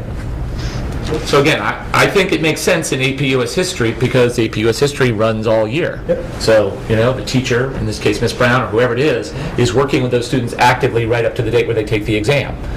It sounds like that you've got good experience from the environmental science, and maybe that will transfer over to AP US Government. And I would guess that your team leaders and the teachers who are teaching these courses were instrumental in creating these descriptions, course descriptions. Yeah, they certainly weren't generated just by me. They're generated by the department. And English classes aren't always run second semester also. So what our teachers and students have done have remained in contact after the semester change, gotten together, studied just like our students get together for the Mimsy grant and study on the weekends, which is above and beyond what they're required to do. And I think, and I guess that's my final point on it, is that because of the increased importance of these standardized tests in the lives of our children, that we can sort of willy-nilly just keep adding and walking down. But at some point, we want these kids to have a balanced life. Yep. And while there's pressure for them to take more and more of these AP classes and to prepare for these exams, if a student is taking, and I don't know that it would happen, but let's say they took AP US Government in the fall and AP Environmental Science in the fall, they could conceivably have a full course load in the spring and be studying on the side, above and beyond, for 2 other classes. And I know that for some kids that makes sense. I just think when we write required, we're endorsing that. It's different than they're choosing to do it. We're, by requiring it, endorsing that that's the way to do it. And I, for one, dissent from that. I don't think we should require them to take that. The reason why we're requiring it now is because it's paid by Mimsy, and they require it as part of the grant. Is that That's correct? where that started, yes. That doesn't apply to AP US Government. Doesn't. But I think it's been kept parallel. The U.S. history was parallel to the Mimsy requirements, so. That's true. Doesn't that put the kids at a competitive disadvantage if their test scores are compared to kids who were taking the test right after they complete the coursework? I believe so. And so we deliberately sort of give them a lesser shot at being equal. It's always been the debate ever since we've offered the AP courses, because we're block scheduling, and as long as there's AP classes offered in the fall, you're going to have that. And we've had very good results, excellent results with our AP courses. So, I don't know that it's had a negative impact. It certainly seems like it potentially could, but our results show that we've had excellent. Right, I was going to say the results have always been positive. And I would, well, exactly. I would simply say, to Mike's point, every kid who's getting a 4 now, I imagine if they took the AP exam right at the end of the class, might get a 5. And the kid who's getting a 3 might get a 4. It's just... I guess I don't understand why it has to be required. It started as a piece of the grant. We're in the grant agreement with Mimsy, and that was one of the things that we needed to do. But going forward, since this is basically the last year. Well, next year is the last year. Next year is the last year. That will be in it, unless we decide to pursue it as, they have a kind of an a la carte menu that we could pursue it on. I don't remember exactly what they termed it, but we could pursue working with them still, because some of the greatest benefits of the grant are the trainings for teachers, the collaboration with teachers, and the fact that students are able to work with their peers on those weekends in preparation. Dr. Perone, I think we probably need you for another visit. I treasure our time. But I think tonight that it might be best use of our time if we proceed forward with the new courses. I defer to you. there might be a few more for us to get over. This wasn't, just to note, this is a new course that we're discussing right now. Yes. Yes. Okay, so But I meant as far It's as... okay to disagree. I mean, we're going to have to vote on this. And if we say yes, then that requirement stays in. I'm going to vote no right now, based on the discussion so far. No, for what? That it said, that this new course says that they are required to take the AP exam. Any AP exam or just one? Just this one course. I think, Peter, what you're going to have to do is vote to approve the program of studies with an amendment, or to not approve the program of studies. If you vote to not approve the program of studies, it just delays our ability to begin to register our students. That's because of the way we I understand the problem, but I mean, But I think you could vote to, I hope that what you mean is you could vote to approve the program of studies with that amendment to the AP government, U.S. government course. Does that make sense? It does, and I wish that I had, because I would have researched why it's required. I know the MIMSI part, and I fully support that, because there's a trade-off. That the College Board, through the MIMSI grant, pumps a lot of resources into the school, and so requiring kids to take a test for which they don't have to pay, right? But this is a test that the kids have to pay for, and requiring them to pay for that. What we have done, though, with any of the history courses is we have afforded them the same support in terms of paying for courses that the MIMSI students get. So we make it equitable. And I also just think that it's important to understand that the department, the history department, spent a lot of time thinking about all of these aspects of the course. These are our trained professionals. But you're not giving the policy authority any time to think about it. And I think that you have to recognize that the school committee is the policy authority. They should at least be given the courtesy of some advance on this stuff. I mean, you drop it and say, vote it, and geez, the world's going to crash if we don't. No, it's not. It's simply going to delay our registration of our students. I think that everything that you point out can certainly be addressed tonight. I mean, Dr. Perone's job was to walk through the program of studies, to talk about the new courses that we're presenting. These little pieces, the pieces here that we're bringing up, there are lots of good questions, lots of good information, and you certainly can say, that you approve it, but with the amendment to that U.S. government course, or anything else that you decide that you want to amend.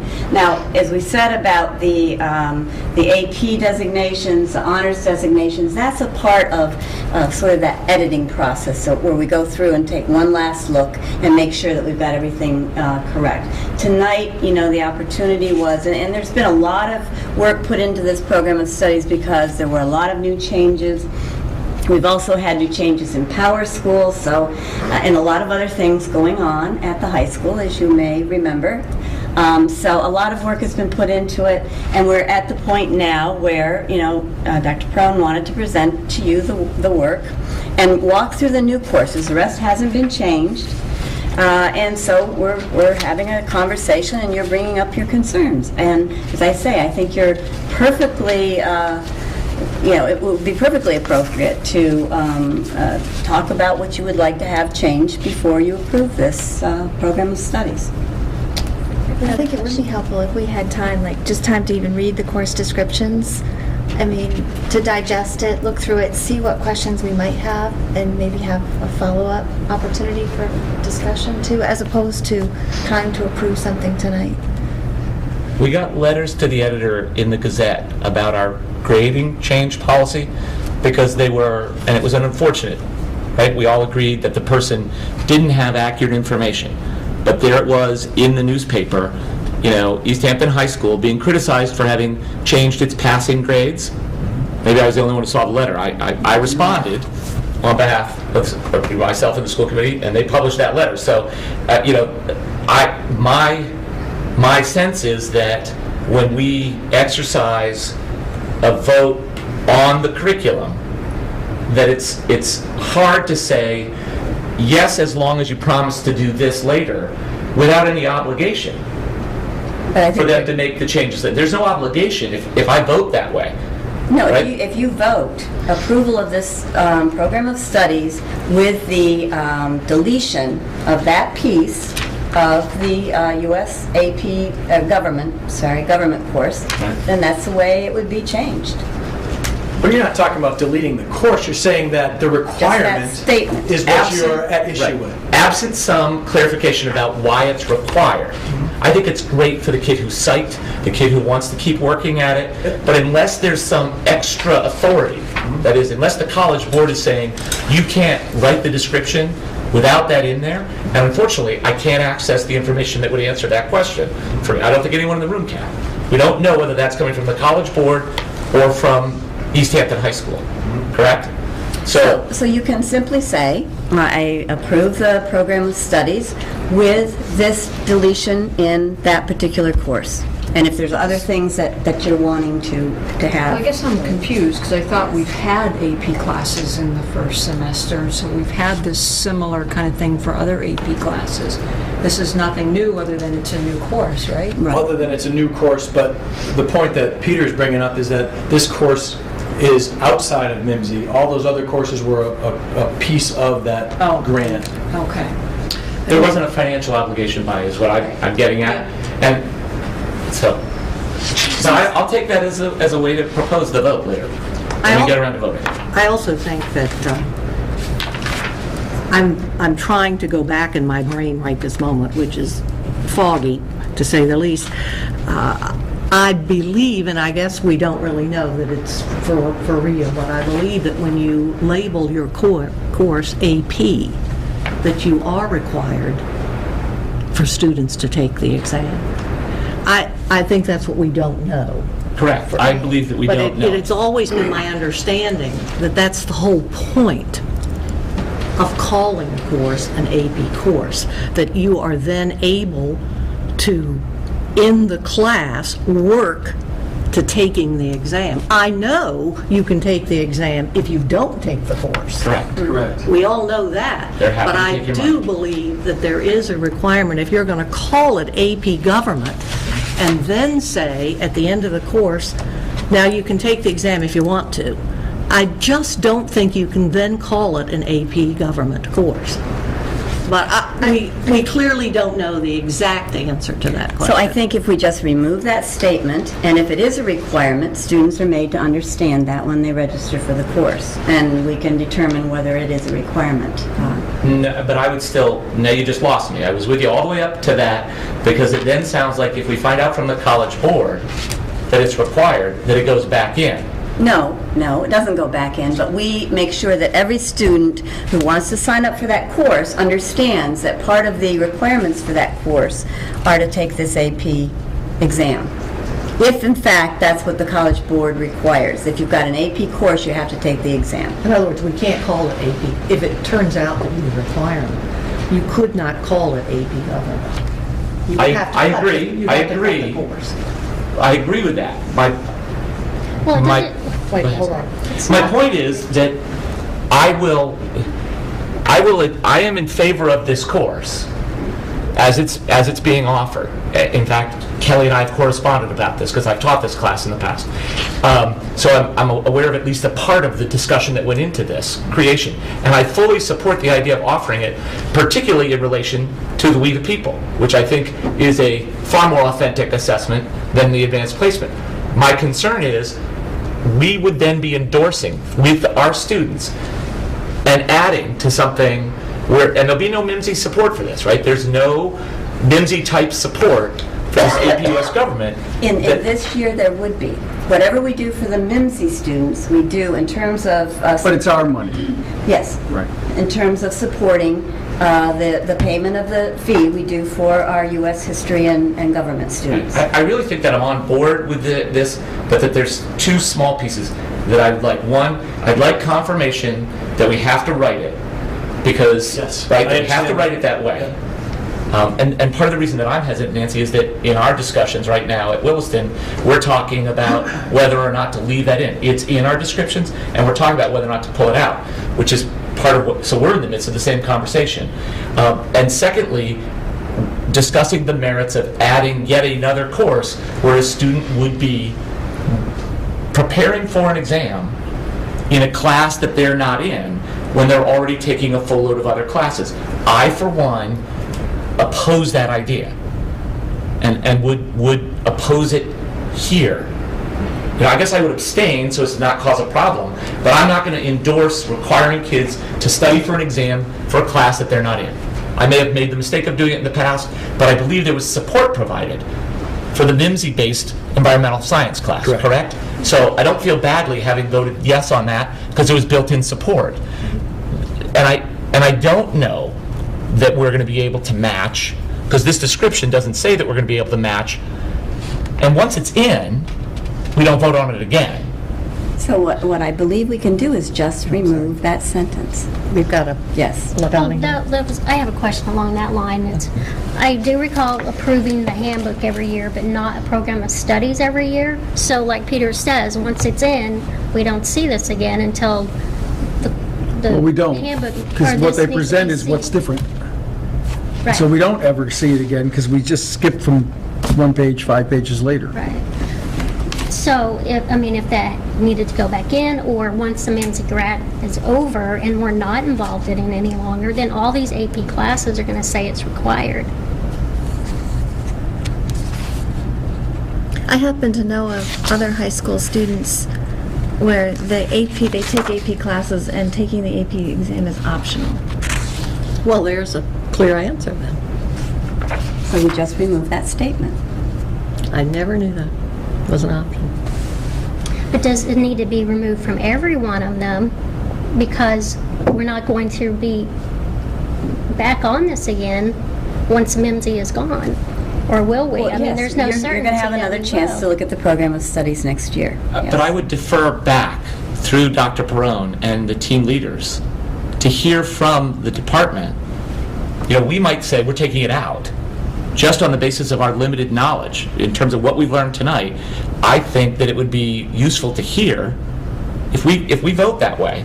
Okay, if we vote to make it optional, to take this sentence out, the teachers may have a very good reason that helps me and anyone else who's concerned about it say, oh, you didn't think of that. Oh, right, okay, yes, put it back in. At least, again, procedurally, we got this tonight when we got here. We've raised what I think are some fair questions, at least some of the others, I won't speak to mine, and I think it would be great to hear what the teachers say back to us in response to those questions. And could you speak for a moment to what the delay would cause? If we don't vote yes on this tonight, these are classes for next year. Next year. So we meet on March 12th. If we approved it on March 12th, what would the intervening delay disrupt at your end, at the high school? My question would be this then.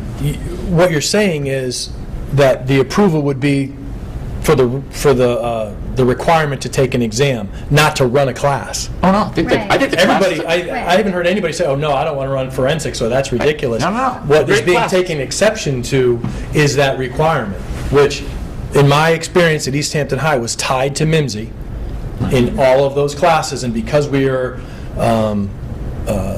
putting the blanket over the social studies to kind of to make everybody a part of the benefits of the program, that's where it came from. So no one's saying we don't want to run these classes.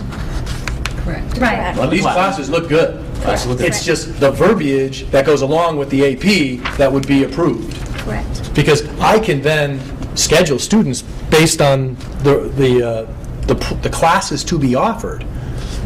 And we can later on, once we hear back about, maybe there's a really good educational reason internal to the department for having it be required.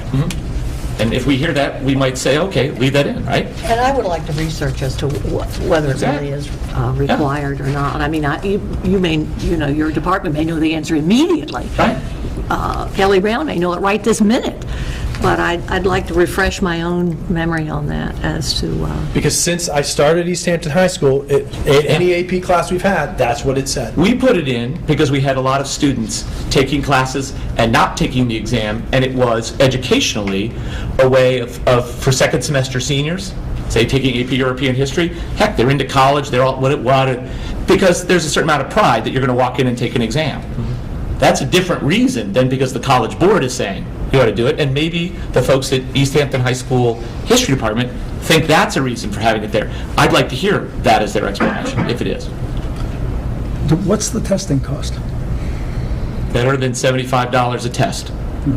I think it's up to 90, but I haven't sat for an AP exam in a few years. But it's big bucks, Mike, and there's no doubt that this... Unless you're free and reduced status. Right, And then I and think it's something nonetheless, like $5. they give you, there's a whole superstructure built around this of getting kids to take more exams. All right, so if I understand, if I can summarize a little bit here, I'm not sure. You all jump in if I'm not summarizing it correctly. But Dr. Perrone, you need a go-ahead tonight. Is that my understanding? I know that Peter had just asked you what would happen if you were delayed in getting an approval of this, so I'm not sure we got a response from that. My response is, as long as the courses that... No, what will happen if we do not vote on this tonight? Which means that the courses have not been approved. Until March 12th. What would that do? That's the question I understood that Peter Yeah, that's what I was asking before. Right, if I can just jump in, I think he's saying, could we approve the courses? Oh, yes, I understand that, but I'm trying to get an answer to what would happen. If the courses are approved. No, they're not. What if they're not approved? What if the courses are not approved, then... Until March 12th. Until March 12th. Understood. What happens? Then the registration process cannot proceed. When do you start the registration process each year? We start Normally. the end of February and the beginning of March. Okay, so that answers. That answers the question, that you would be delayed in being able to register your students. Okay. So that would not be desirable for you. Wouldn't be desirable, but again, the courses aren't the problem. The fact that a requirement to take an AP exam is a problem. And it's not even a problem in all the other AP classes. All right. It's government. Let's see if we can, have we gone over all the new classes? I have not. Then let's see if we run into any more concerns as we Okay. go over the rest of it. I tend to doubt that we will. It's possible. We're looking at technology right now.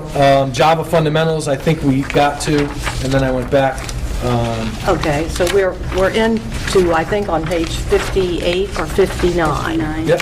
The next course, on page 63, is Structural Design and Engineering Basics. It goes with our design technologies in the new fabrication lab, and it's a third class that Mr. Revord will offer in that fabrication space.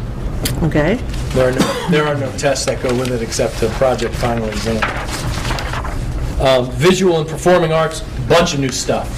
Again, part of the reality there is we have new teachers in each of those three positions. Ms. Davis is kind of getting her feet underneath her as she starts revitalizes her role within the drama program. Then we have Mr. Waynelovich and Mr. Ilson, who are bringing new ideas to both of their programs. So, two-dimensional art, three-dimensional art. Of course, we have a kiln in the new building. So he's going to have the visual art and then the 3D, where he will be able to use that new space. What does, Dr. Pearl, what does CVTE and T stand for? I get that E is elective, so T next to it, of course, stands for... Which page on there? I'm sorry, 63. I'm a little slower than everybody else. Okay. So I know we went by that course. I just want to be sure I know what T and CVTE stand for. It's the technical education. It's career vocational technical education. Thanks. Are those explained somewhere in the beginning? Yes. The beginning. I looked for that. What page is that explanation, so I'll stop bothering you? That's in the guidance section at the beginning. Thanks. Okay. Yeah, there's a legend. I got you. Oh, I got you. Thanks.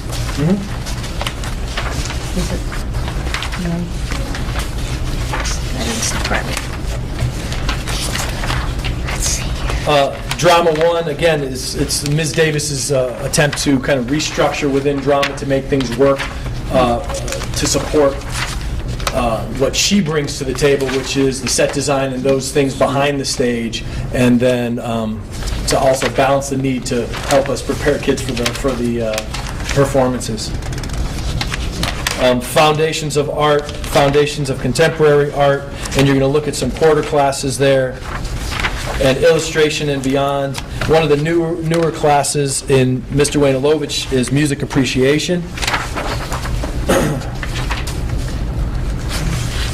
Performers portfolio is on page 68. Performers and portfolio. And portfolio is a pretty exciting class for any students that really have that desire to go on to the next level in art. And Mr. Waynelovich is, Mr. Ilson be working with them to create a portfolio for the next level.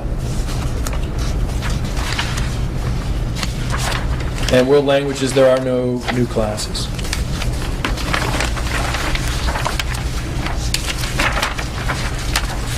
I'm sorry, I'm still looking for that thing in guidance. I couldn't find it. I can't, there's only 2 pages in guidance. So it's good that you're here, and it's Peter, not there. because I don't think we would know where CBT stood for if you weren't here to explain it. I thought it was in the very beginning, but And again, I'm speaking purely in self-defense of my having consumed all of your valuable time and kept you here late. The program of studies is one of the fundamental foundation pieces of our high school curriculum, and I think it's okay, and I will always insist on reading through course descriptions for new classes that are going to be proposed.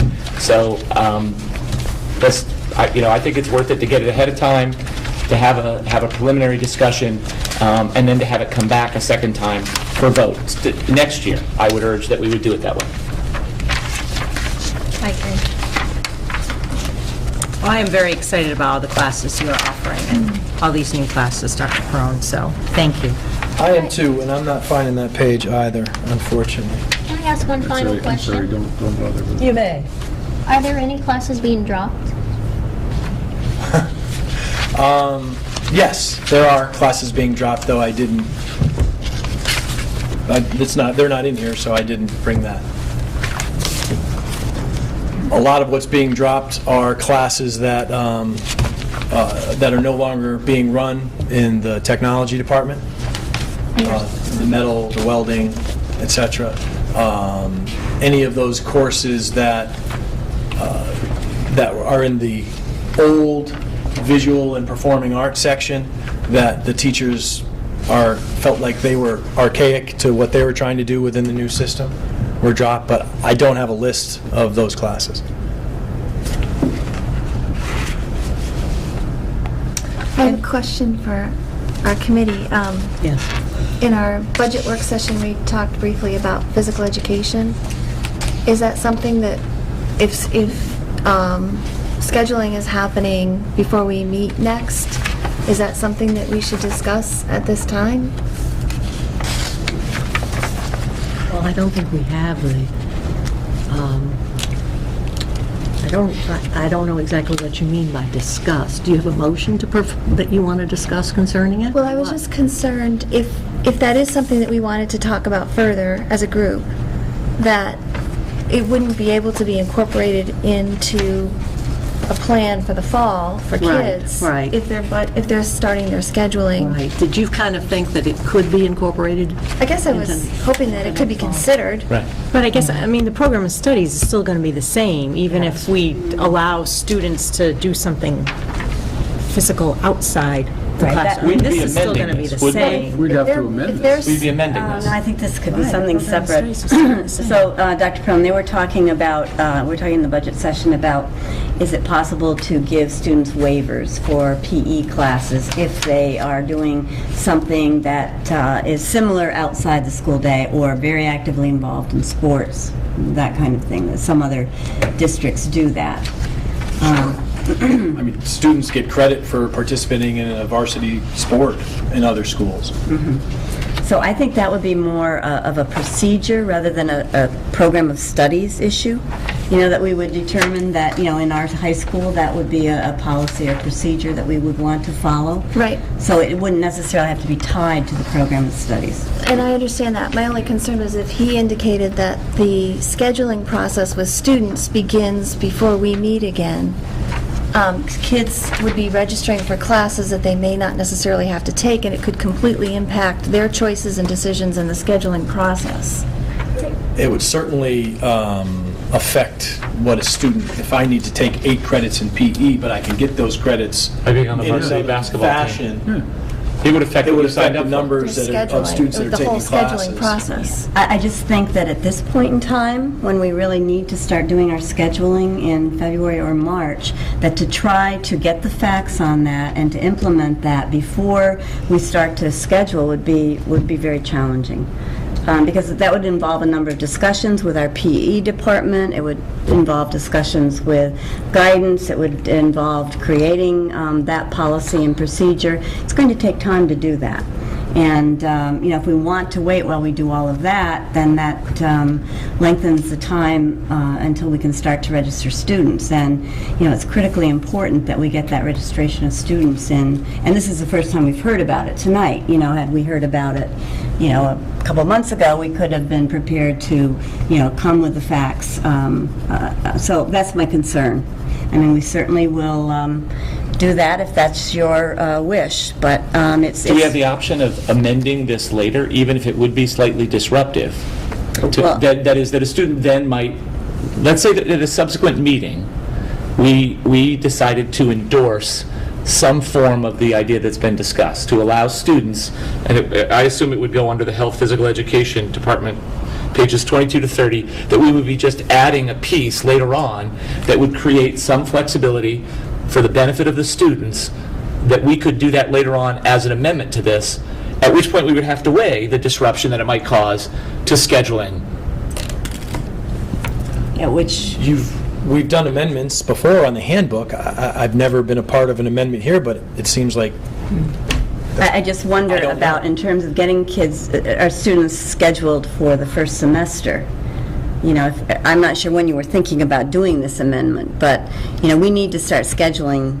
Right, I agree with you absolutely, and I think, again, sort of turning hindsight into foresight, that when curricular work is proceeding, as it has clearly with the hard work of the folks at the high school, in terms of the change courses here, these are great courses, and they've done a lot of work bringing them up to us. This is one of those rare occasions where a suggestion, at the very least, has its genesis at the school committee, and sort of what's the timeline? What's a good protocol and timeline for that is what we would need, going forward. I happen to agree with Deb. I think it's a terrific idea.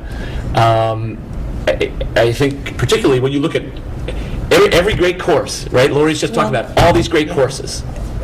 But I think the question that Debbie just put forward was, do we need to make that decision tonight? And I don't feel that we are prepared as a committee to make that decision tonight. I guess I should speak for myself. I'm not prepared to have a discussion on that issue and know all of the information that I'd like to put forward or hear about it in order to make a decision tonight before we leave here about whether we want to include that in the curriculum.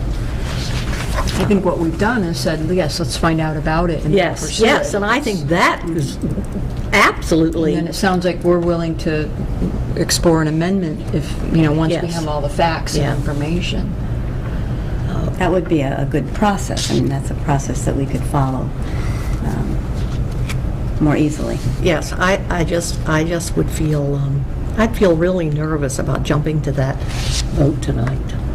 Yeah, and I agree with that. I simply applaud, given what we've just said about all the great new stuff here, wouldn't it be neat if sometime in the next few months we could make a change that would allow students to access more of the great stuff that's here?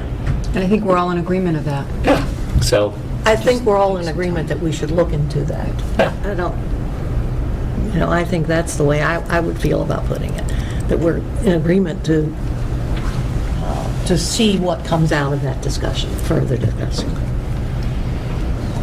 I'm concerned that we don't know what we're dropping, and that we don't have a clear understanding of how some of those more manual skills are going to be given to our students in the new facility, and mostly because we haven't been given a list of what's being dropped or what's being swapped. Yeah. And I'm thinking it's more swap. It's more, we're not going to do this traditional metal shop because it's kind of very basic, and we're going to do it here in robotics, or we're going to do it on however. But that would have been for folks at this level, that would have been a very good presentation. It would have been, hey, we're in a new school, these are the programs that are going to change, this is what they're going to turn into, and oh, by the way, here's where it all is. That would have been a much better way for us to have received this. And we did do that presentation on the whole technology. I was looking for the connection between that wonderful presentation and the classes here. I saw the robotics one, that's one of them, right? Robotics is one, all the the design technology is another one. The new design technology classes. The art, the music, the science, the math, those arose from curricular discussions, you know. And I have to apologize. I've never brought 20 classes to you to be approved. So I should have got it to you earlier. Simple as that. For a couple different reasons, it wasn't finished until now. But I do trust you as the administrator of the high school that you know what you're doing, so I appreciate that. I mean, I apologize for the process piece here, but the departments have been working on this since August in preparation for a new building. And the team leaders have worked with their departments at numerous faculty meetings on this. It's been a long process, a long, thoughtful process in creating this program of studies. I think it's really exciting. It is exciting, and I don't hear anybody saying, oh, we can't run that class. I mean, I think nor is anybody saying that it's not been a long and thoughtful process, nor that we don't trust you. I just want to be clear, right? And, you know, that I don't stand apart to anyone who's saying either of those things about what's done here. Right, and I think, I mean, I'm not an educator, so like Lori said, I trust all you guys to do that, but I also agree that if we'd seen, well, this is what we had, and some of these courses we can't do, but these are the ones where, if there had been some kind of comparison, but we're learning as we're doing this, I think. So it's exciting, and we're learning, you know, ways that maybe we could see it. It might be more helpful. I think that we probably need a motion at this point, and we'll either vote the motion up or down. The chair is listening. I'd move that we accept the program of studies for 2013-2014 with the exception of the statement about required AP exams for the AP government class. Do I hear a second to that motion? Second? Is there any further discussion on it? All those in favor of the motion as presented, that we accept the program of studies of 2013 to 2014 as presented to us, with the exception of the required exam for AP government? Aye. All those in favor? Aye. Aye. All opposed? I'll abstain. One abstention. So it goes forward. Thanks for your hard work. Thank you. Thanks. Very exciting. Very exciting. Can't wait for you to see it. Thank you. Thank you. Thanks. Motion to adjourn? Second. Oh, I think I'll oppose that. All those in favor? Aye. Stand up and cheer. Do need